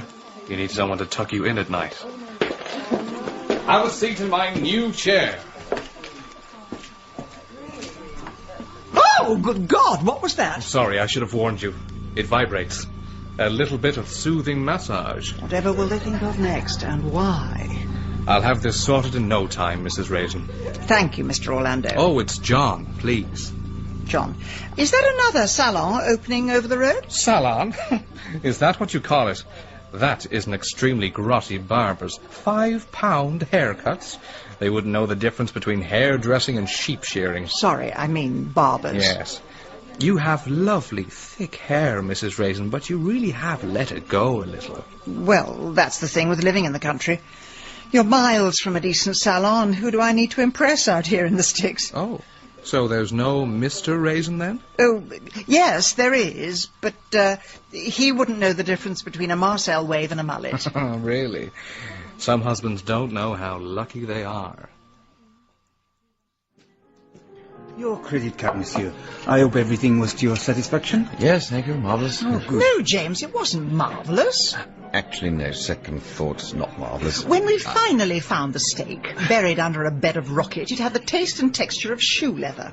The wine was more like lighter fuel, which is all the more annoying when you're not allowed to smoke. And would you please tell your chef there is a subtle difference between petit pois and mushy peas? Although I have to say the creme anglaise was a jolly good effort. I will pass on your comments to the chef. Thank you for coming and for leaving. Well, bang goes the entente cordiale. Oh, dear. This is getting to be a habit. You take me for a meal and I end up eating the waiter. Are you ever going to mellow with age? Only when the world stops being so annoying. Must be terribly tiresome, particularly when you're always bending over backwards to be reasonable. James! Right, back to the car. Oh, hold on. Can we use another exit? Why? Whatever's the matter? Mrs. Raisin, we must stop meeting like this. And this must be your... This is my husband, James. Yes, I'm her husband, James. Well, talk about a small world. I just came to drop off some business cards. But would the pair of you care to join me in a drink? Oh, well, of course, Mr. Orlando. Mr. Orlando, it's always such a pleasure to meet my wife's friends. Life with my darling wife is always so full of surprises. Well, I'll just drop these off to the manager. I'll see you in the bar. James, I am so sorry. Oh, well, that's all right, then. I've got nothing against arranged marriage. I'll try anything once.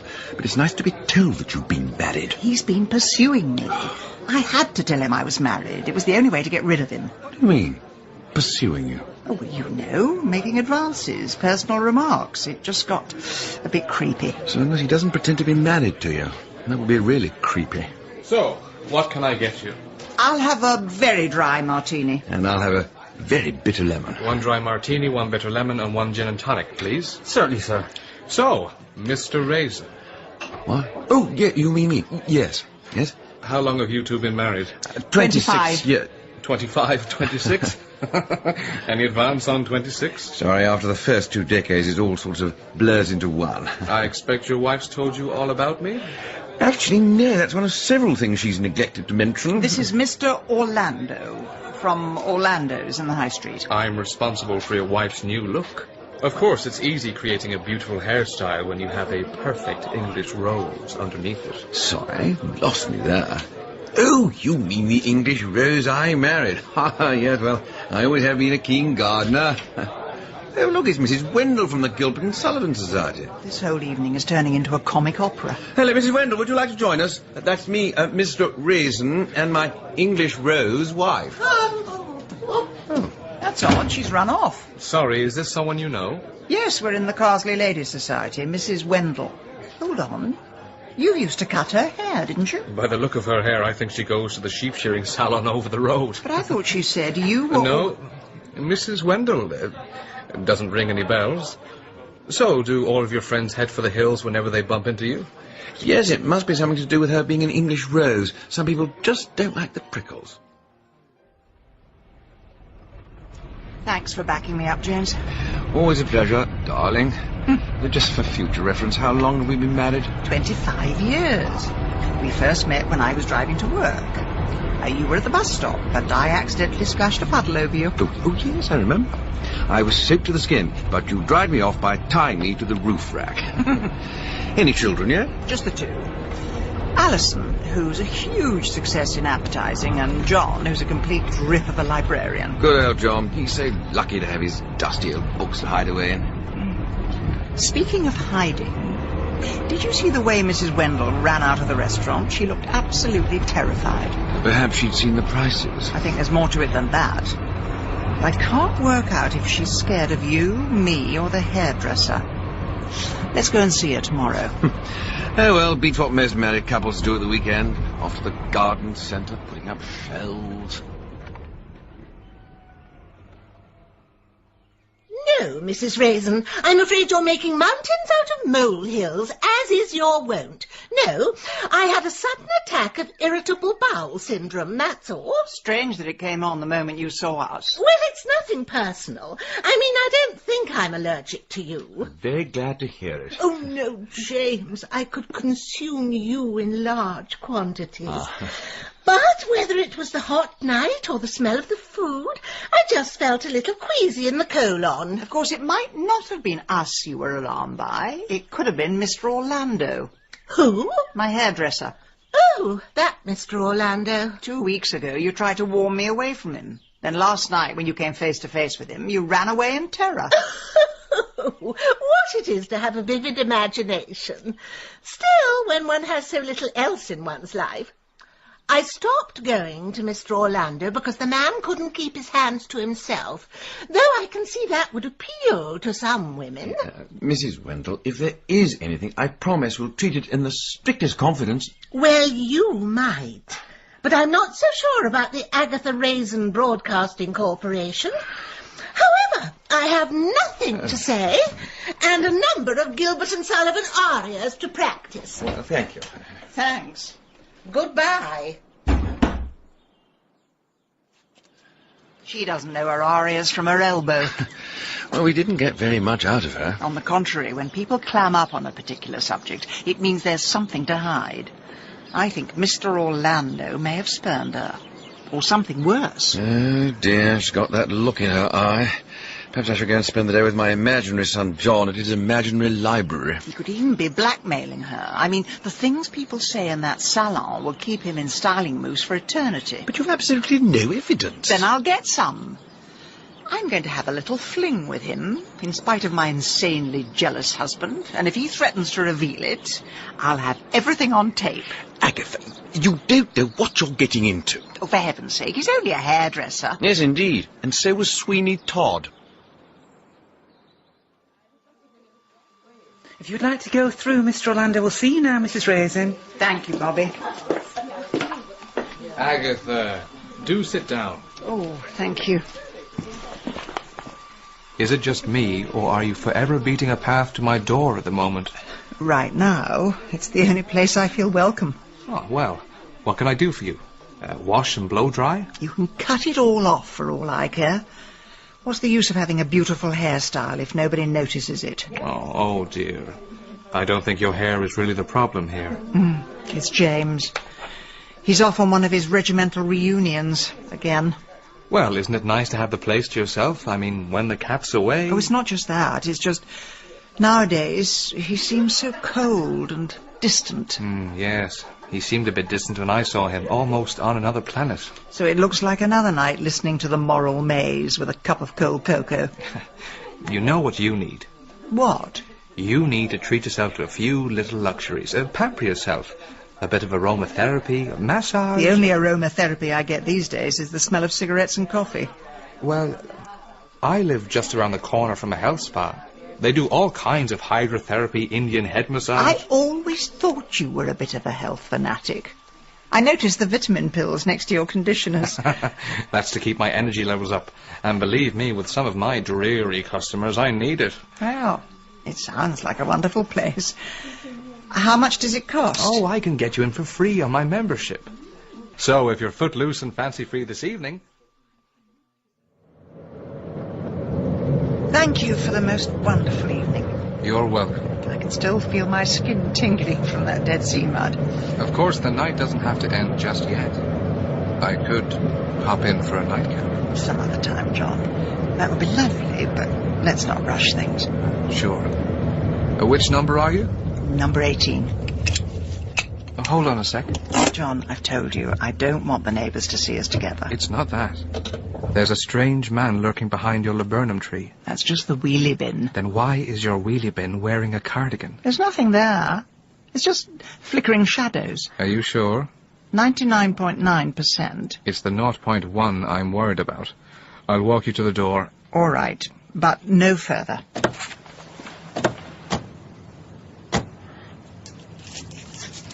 There you are. I told you there was nothing there. It's just... Oh! Just who the hell is this, Agatha? It's your husband. What? Oh, yes, so it is. Sir, this is what you get up to when I'm looking after my poor disabled mother. Remember what I tell you. If I catch you with another man, I'll kill myself. And kill him. I mean, obviously, I'll have to kill him first, but you get the gist of what I'm saying. Mr. Raisin, I assure you... Oh, it's you. So, this is your fancy man, Johnny Crimping Shirt. You're a disgrace to your profession, and you... Get inside, woman. I'm going to settle this man to man. Mr. Raisin, I know how this must look, but I assure you I have no designs at all on your wife. What? Why the hell not? What's the matter with her? There's nothing the matter with her, but I've only just got divorced, and I'm not looking for someone else. I bumped into Agatha at my health club, and I offered to give her a lift home. It's true, James, honestly. Right. Well, if you say so. But I'm warning you, if you ever lay a finger on this goddess! I'll tear you to pieces with my bare hands. Now, get inside, you shameless husk! Stop pushing me! Oh! You seem to have dropped your tape recorder. Oh, thank you. Good night. Well, I think that went rather well. Do get inside now, James, before I'm accused of husband battering. Agatha, is there something the matter? What do you think you were doing? It was all going so well, and then some lunatic leaps out of my laburnum tree. Ah, that was the element of surprise.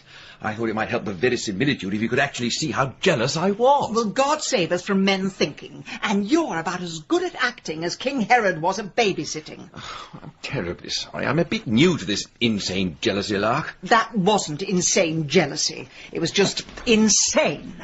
Agatha, why are you so angry? I am angry because I've just spent 2 hours in some prisoner of war drama where people actually think that carrot juice is a drink.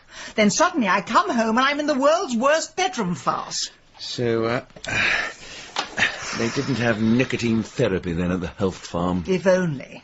And now he's seen the tape recorder, so we're finished. Not necessarily.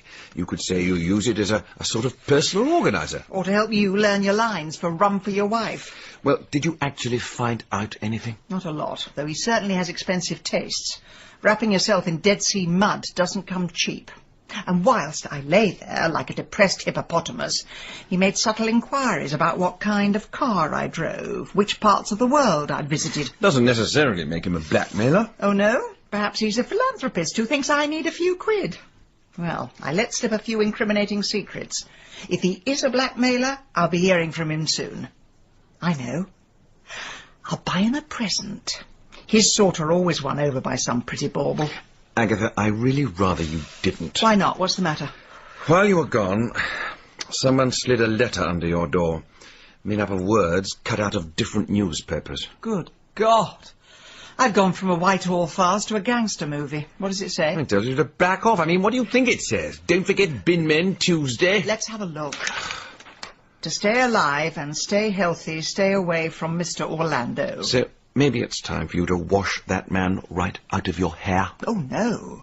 I should get back in his vibrating chair as soon as possible. Oh, Mrs. Raisin. I'm not sure if Mr. Orlando can see you today. I mean, several of his regular customers have turned up, and I don't know if he'll be able to... Mrs. Raisin. John, I've got you a little something. Oh. What's this in aid of? To say sorry for the other night. Oh, that's really sweet. I wish Simon Thank you, Bobby. Haven't you got a floor to sweep? Oh, your degree in staff motivation really paid off. Cufflinks. With blue sapphires to match your eyes. Like a kingfisher in flight. Oh, I'm lost for words. That's all right. I get enough of those from my husband, but I prefer a man of action. Well, we will have to be a bit more discreet. Perhaps we can meet somewhere private later. That would be lovely. Let's get your hair done. So, what would you like me to do for you? Oh, the usual. Oh, no. You may be used to getting the usual, but with me, you'll always get something special. All right, then. Let's have a bit of your wizardry. That's more like it. But I did have rather a busy night, so I do need my vitamin pills. Now, Bobby's really busy. Let me wash your hair. Is that about right for you? Yes, lovely, thanks. Good. So, your husband wasn't at a regimental dinner then, was he? No. He'd gone to stay with his mother, only his car broke down. Oh, naughty, naughty. Still, if he will leave a very beautiful woman unattended, it's hardly surprising that I... John, what's the matter? Nothing. I think I need the bathroom. Bobby? Bobby, is he all right? Oh, he'll be fine. Probably just had a dodgy kebab last night. Dodgy veggie burger, more like. The colour just seemed to drain out of his face. He was looking a bit pale when I got here. He always was a sensitive flower. Shut up and give me a towel. What's happened to him? Well, I don't know, do I? I'm not a mind reader. Oh, ask if he's okay. What did your last slave die of? Mr. Orlando? Mr. Orlando, are you going to be much longer? There's customers waiting. Right, you've got to break the door down. I'm not tearing my Dolce & Gabbana. Oh, for heaven's sake. Give me the fire extinguisher.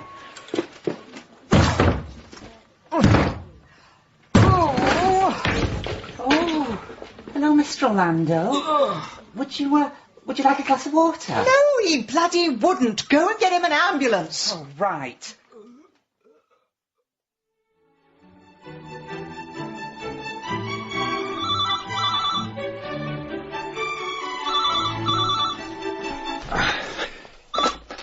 Hello. James, it's me. Agatha. Mr. Orlando has fallen ill. Well, what do you want me to do? Send a get-well card? I mean, really ill. Eyes bulging like a squid, white as a sheet, almost in a coma. I see. Well, where are you now? I'm at his house.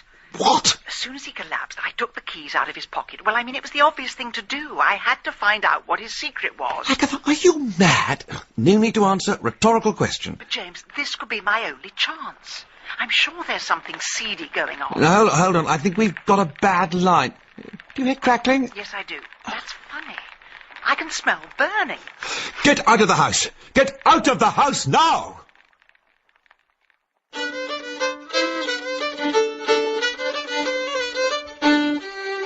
In Agatha Raisin, Penelope Keith starred as Agatha, and Malcolm Sinclair was James.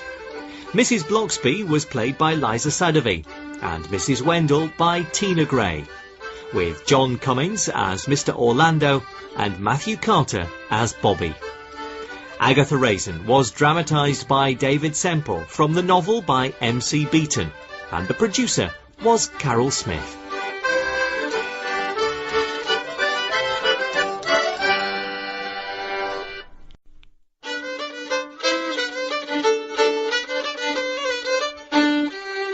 Agatha Raisin by M.C. Beaton, dramatised for radio by David Semple, starring Penelope Keith as Agatha. Episode 6, The Moment of Truth.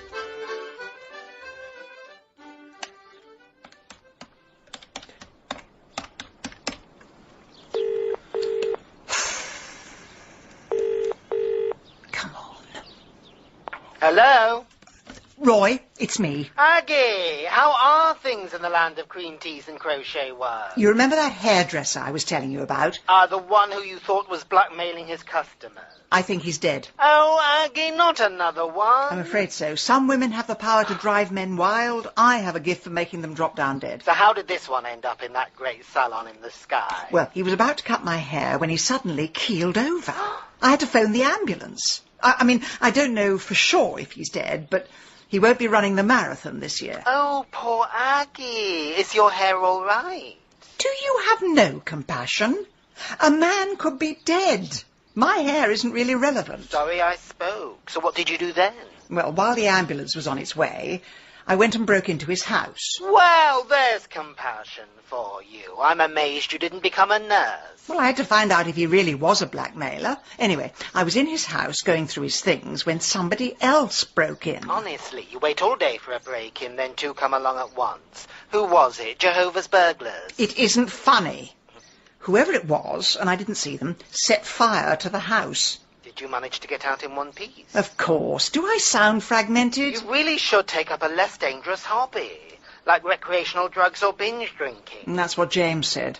I ran round to his house. I was still shaking, and told him what had happened. He said I should go home, have a shower, and work out why I valued my life so little. I think the silver-haired Adonis has a point. Thank you, Roy.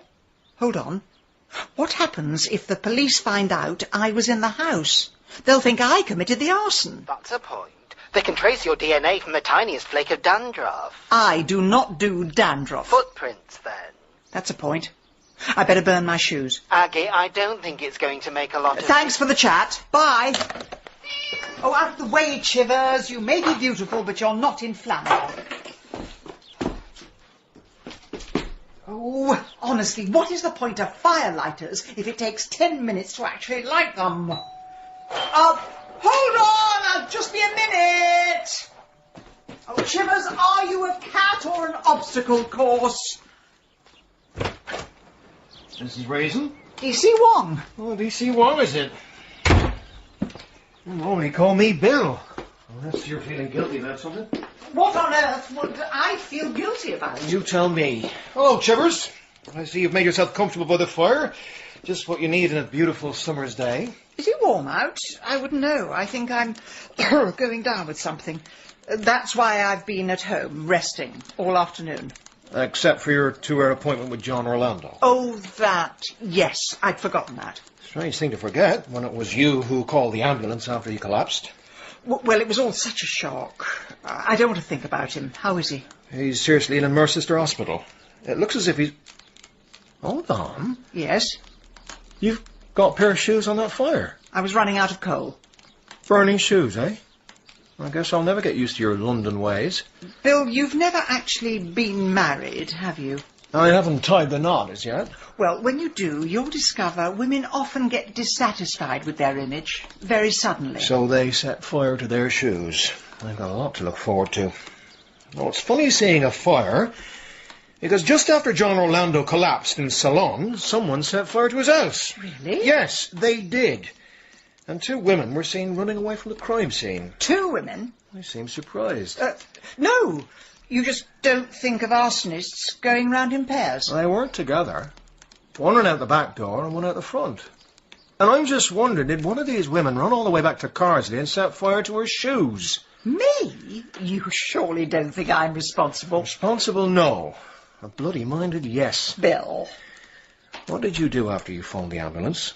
I ran to my car. And then drove home? All the way home. And set fire to your shoes? Yes. I hope you're telling the truth, Agatha. Even if it does break the habit of a lifetime.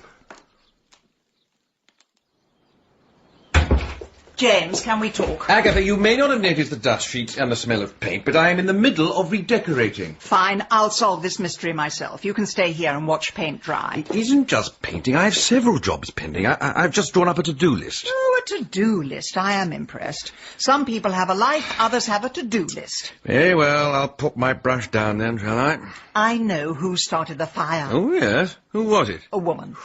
Could you be a bit more specific? I mean, was it Germaine Greer or was it Her Majesty the Queen? I think it was one of John's customers. Whoever it was must have seen him collapse in the salon, then went and burnt his house down. Goodness, if I don't like my haircut, I just refuse to leave a tip. My theory is John was blackmailing a customer, but she managed to poison him, possibly put something nasty in the vitamin pills he kept by his chair. And when the poison took effect, she ran off to burn his house down and get rid of any dirt he may have had on her. So we're looking for a woman with wet hair and a smell of petrol. I'm going to see John at Mercester General Hospital. Are you coming? Well, I thought you said he was seriously ill. He'll have to come out of his coma eventually. Oh, good. 1 pip on the life support machine for yes, 2 bips for no.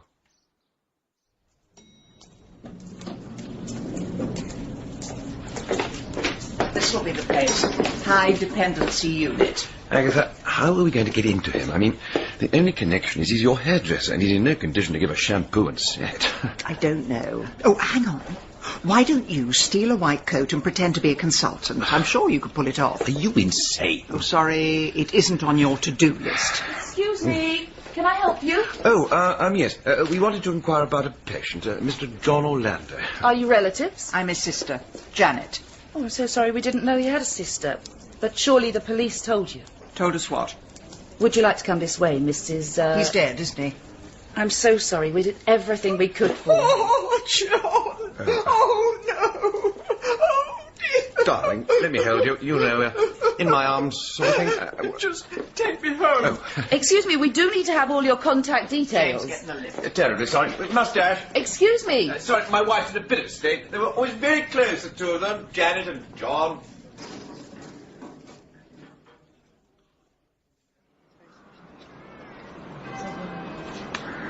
Quite a lot of women here today. I wonder if they're paying their last respects or checking that he's definitely dead. Anyone you remember from the salon? So hard to tell without their curlers in.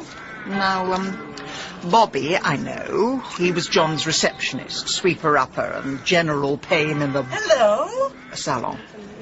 Hello, Mrs. Raisin. How are you? as well as one can be at a funeral. Hasn't really sunk in yet.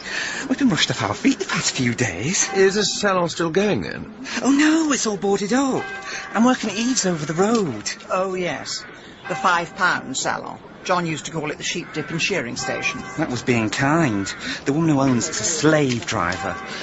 Oh, I do miss John. Anyway, got to go. There's a lot of my old dears here. I want to persuade them to come to Eve's instead. Ciao for now. Ciao. Goodbye. Good Lord, don't look now. What is it?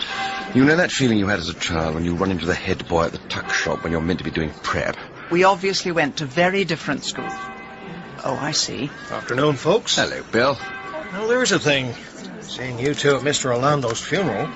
Well, that's something you'll never understand, the relationship between a woman and her hairdresser. No. Like I'll never understand why some women burn their shoes.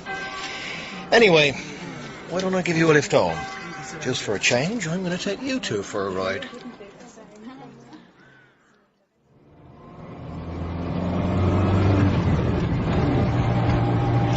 Can I just say, I only came along to keep an eye on Agatha, and I wouldn't dream of interfering in police business. You little sneak. Can I interrupt your private chinwag and ask what I have to do to keep you two at home?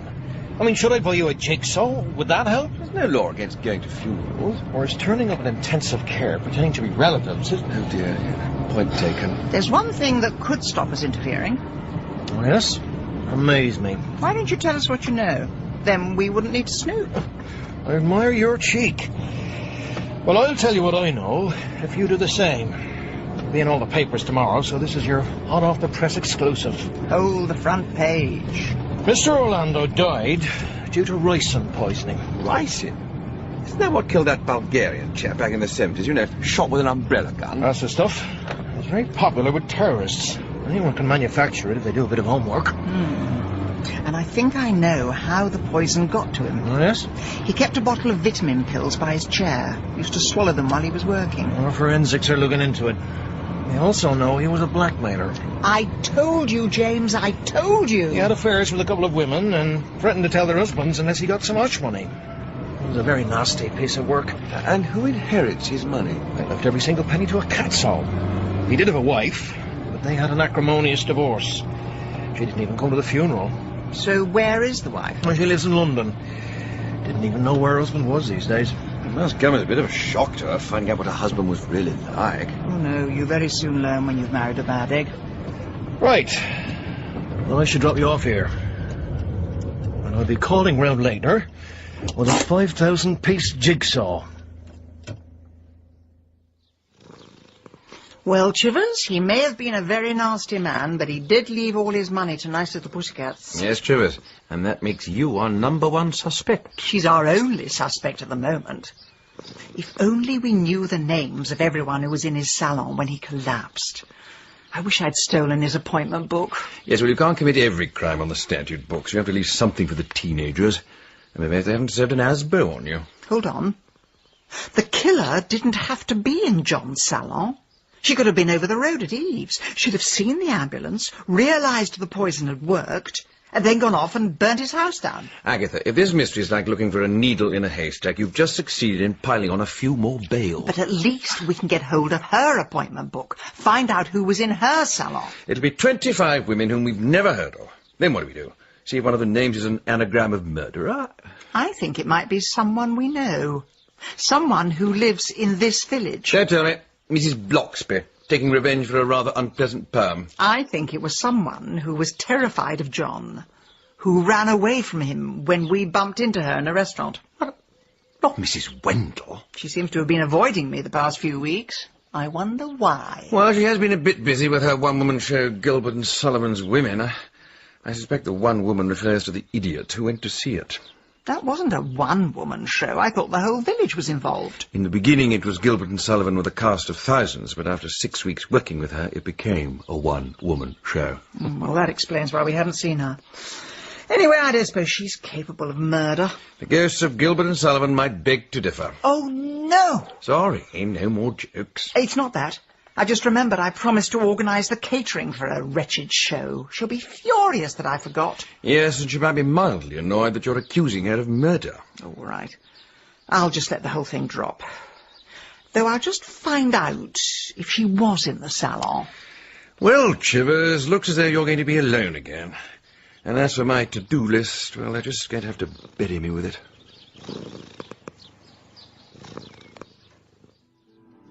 Oh, hello, Mrs. Raisin.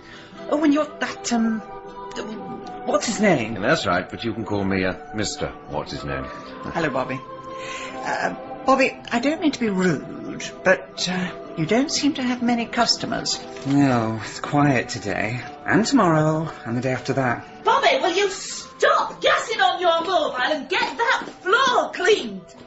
Oh, I didn't realise we had customers. Sorry, we're not actually customers as such. We just wanted to make an inquiry.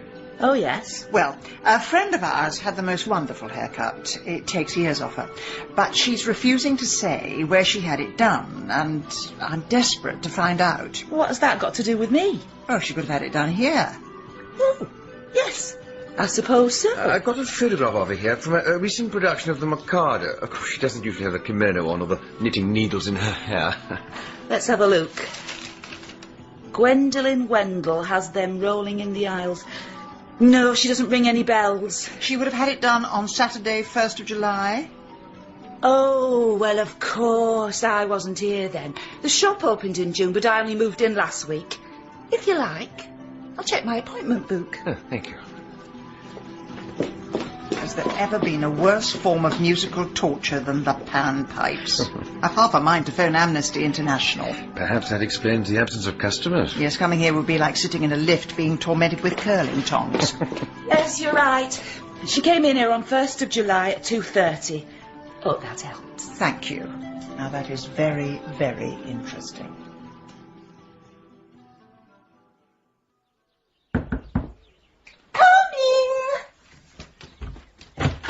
Colonel Lacey, Mrs. Raisin. Come in and put your feet up on my Algerian poufs. Well, thank you. Mrs. Wendell, can I just say I am so sorry I forgot your savouries. As soon as I got to Tidlington Village Hall, I had a sinking feeling. The absence of sausage rolls was a sad loss in an otherwise exquisite theatrical experience. Did you at least enjoy the concert? Oh, yes. Oh, yes, it was a musical extravaganza unlike any other. Where did you sit? Somewhere near the back. And which bits did you like the most? Oh, the Gilbert and Sullivan bits. It was all Gilbert and Sullivan. The name of the show was Gwendolyn Wendell Sings Gilbert and Sullivan. Well, then I enjoyed all of it. You're too kind. Mrs. Wendell, apart from the concert, we really haven't seen you around recently, which is strange in a small village. Well, there is a reason I've been staying indoors, but I don't see why I should tell you. We're extremely keen to find out. Oh, well then. I've been having some rather unpleasant side effects from my hormone replacement therapy, if you really want to know. Actually, perhaps we didn't. Oh, I read about that. Apparently a lot of women get hair on their chin. There's no need to draw attention to it. Oh, sorry, I didn't mean you. I just meant Mrs. Wendell, we were rather surprised you didn't make it to John Orlando's funeral. Well, why should I? The man gave me one bad haircut a year ago. I don't think I owe him a wreath. No, of course. You go to the place over the road. What? Eve's. That's where you have it done. No, I don't. I cut my own hair. I've never heard of Eve's. That's strange, because you went there on Saturday the 1st of July. You sat facing the street, and at 3 o'clock you saw an ambulance arrive, and John Orlando was carried into it. So this was your golden opportunity to destroy every bit of dirt he had on you. So you ran from the salon, and you set fire to his house. Mrs. Raisin, I've said it before, but you really should write crime fiction. Though it's unfortunate you share your name with the greatest writer who ever lived, and a type of dried fruit. Oh, for God's sake, stop pretending. I was there. I saw you do it. Mrs. Raisin, I have my reasons for hating John Orlando, but I don't think you can accuse me of his murder. On the 1st of July, I was, in fact, giving my all at Tidlington Village Hall in the Gilbert and Sullivan show, and you were supposed to be in the audience. Oh, I think when we said we were in the audience, what we really meant to say was, we weren't. I guessed as much. Now, will you leave, please? I have a souffle in my Aga in imminent danger of deflation. She knows more than she's saying, but for some reason she won't let us in. Indeed, not by the hair on her chinny chin chin. Look, I didn't mean to draw attention to it. Anyway, she'll thank me for it one day. Yeah, she'll probably send you a card. It's oh so nice to know you care by pointing out my facial hair. Well, we know it wasn't the bearded lady. So we're right back to square one. Oh, no, we're not. I want to know why Eve, if that's her real name, lied to us. She claimed Mrs. Wendell was a customer. It doesn't take much working out. We told her that our friend had a wonderful haircut, and we wanted to know who did it. She naturally decides she'll take the credit in the hope of getting more business. Or there's another possibility. She had something to do with John's death, and she guessed that's what we were investigating, so she's only too happy to send us up a blind alley. But she wasn't even in the salon that day. Of course she was. Nobody sets up a business, then waits 6 weeks to get involved. She was lurking behind the smoked glass windows, waiting for the right moment. Well, look, if you do have this theory, I really feel you should go through the proper channels. Proper channels? Me? Bill Wong said any information should go straight to him. Oh, sod Bill. We haven't even had a whiff of that jigsaw. Agatha, you are not to go rushing in. Rushing in? Yes, as in fools rush in. Look, Bill knows my instincts are razor sharp. That's why he always wants to know my latest theory. No, Agatha, that isn't the reason. What? He listens to you because he's obliged to, because he's a public servant. If someone phones up to say they know the killer because they saw it in a dream, the police still have to put it in the logbook. I get the feeling I'm on my own on this one. You're not on your own. I'm coming with you. To stop you making a blithering idiot of yourself. Well, I don't want you to. If there's 2 of us, we're going to intimidate her. I'm going in alone. All right, then. I'll go to the police station and tell Bill Wong. James, when did you go from being the naughty boy in the tuck shop to the boring head prefect? I think it was when I grew up. All right. Well, I'll go to the salon, and you can listen in by mobile phone. I'll keep the line open, and you can wait round the corner on the high street. But what if I bump into Bill Wong? You can say, "Hello, Bill. Agatha's having a haircut." Oh, hello, Mrs. Raisin. We were just about to shut up shop. Oh, dear. There's no way that Eve could just squeeze me in, is there? I don't see why not. It'll stop her scissors from going rusty. Evie, we got a customer. Thanks. Your husband not with you? Oh, no. James isn't my husband. Is he not? No. People often think that because we argue so much, but no, we're just good friends. Oh, I thought he seemed a bit old for you. I imagine you'd go for someone with a bit more oomph. I'll just go and see where she's got to. James, if you heard that, I'm so sorry. Don't mention it.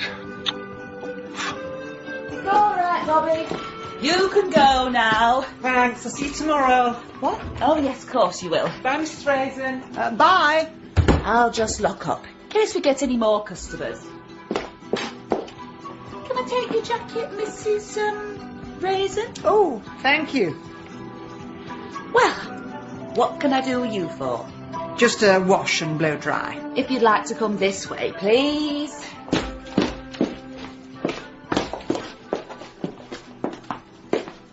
Have a seat. Thank you. So, how's business? Not bad. Takes a little while to establish yourself. Oh, I know.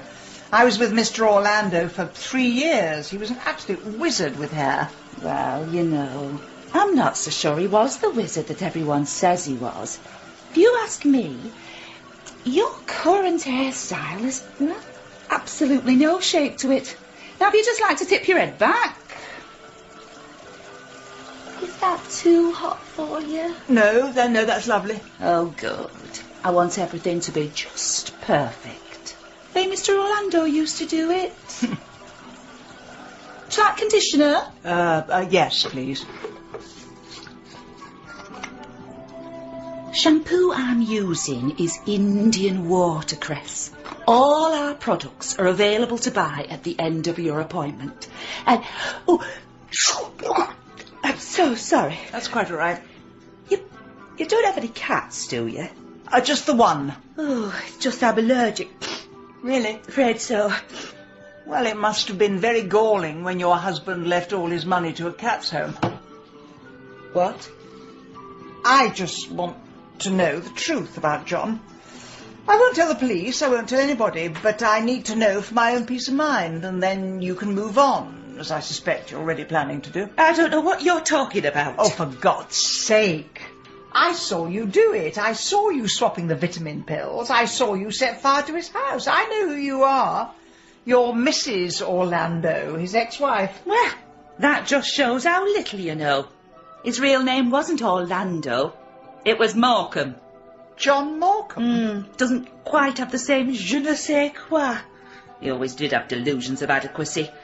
He said he was the world's greatest hairdresser, and I wasn't worthy to wash his towels. He did have a bit of an arrogant streak. It wasn't just the affairs and the abuse. He said that I was a terrible hairdresser. When we split up, we set up rival salons in Worcester. But he poisoned people's minds against me. He drove all my customers away. Well, which of us is the successful hairdresser now? Thank you. And I promise your secret is safe. It'll go no further than this room. Oh, no. You're not trying that one. You're not getting out of here. James! James! Shout all you like. The windows are toughened glass. James, help me! Go away, we're closed. James, oh, for God's sake, James! Get off! No! Josephine Morgan, I'm arresting you on one charge of murder and one of attempted murder. No! I don't want to say anything. Agatha! James, what took you so long? I had to go and get Bill. I couldn't hear a word of your conversation. What? You know when she hung up your jacket? Yes. Your mobile phone was in it. For 10 minutes, it's been hanging on a hook underneath a speaker. All I could hear was the flaming panpipes.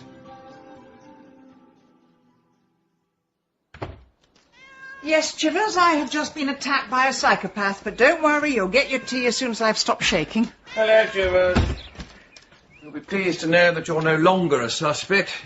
You only killed evil mice and horrible hairy sparrows. Well, Bill Wong was furious with me. He wants me to come to the police station as soon as I'm cleaned up, and he says if I interfere in police business again, he'll have me arrested. I'm not surprised, Agatha.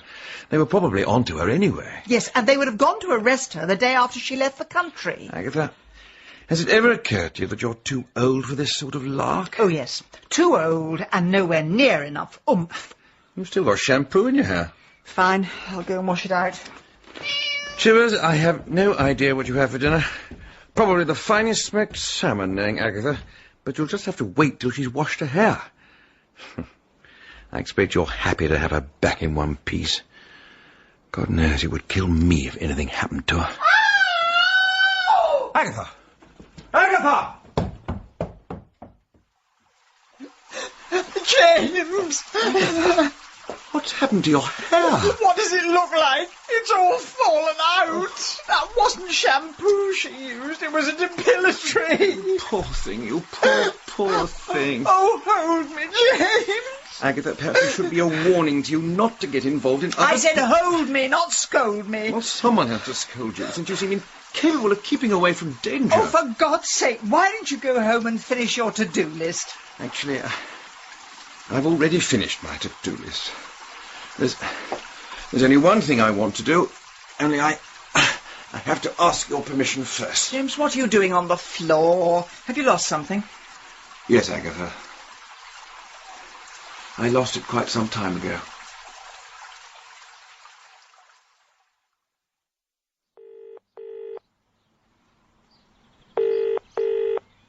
Hello? Roy, it's me. Aggie. Well, what's new in the world of clotted cream and cow pads? James has just asked me to marry him. What? And was he definitely sober this time? Of course he was sober. And did you get it in writing? Some things you don't need in writing. Everyone's so happy. Mrs. Bloxby says it's the best thing to happen for years. Bill Wong says he just hopes James can keep me out of mischief. Aggie, I hate to say it, but you don't sound very cheerful. I know. You see, there's just one little problem.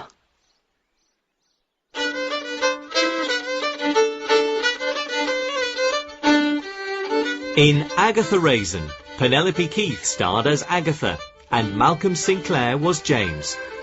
D.C. Wong was played by Stephen Hogan, and Mrs. Wendell by Tina Gray, with James Holmes as Roy, Faye Rustling as Eve, and Matthew Carter as Bobby. Agatha Raisin was dramatised by David Semple from the novel by M.C. Beaton, and the producer was Carol Smith.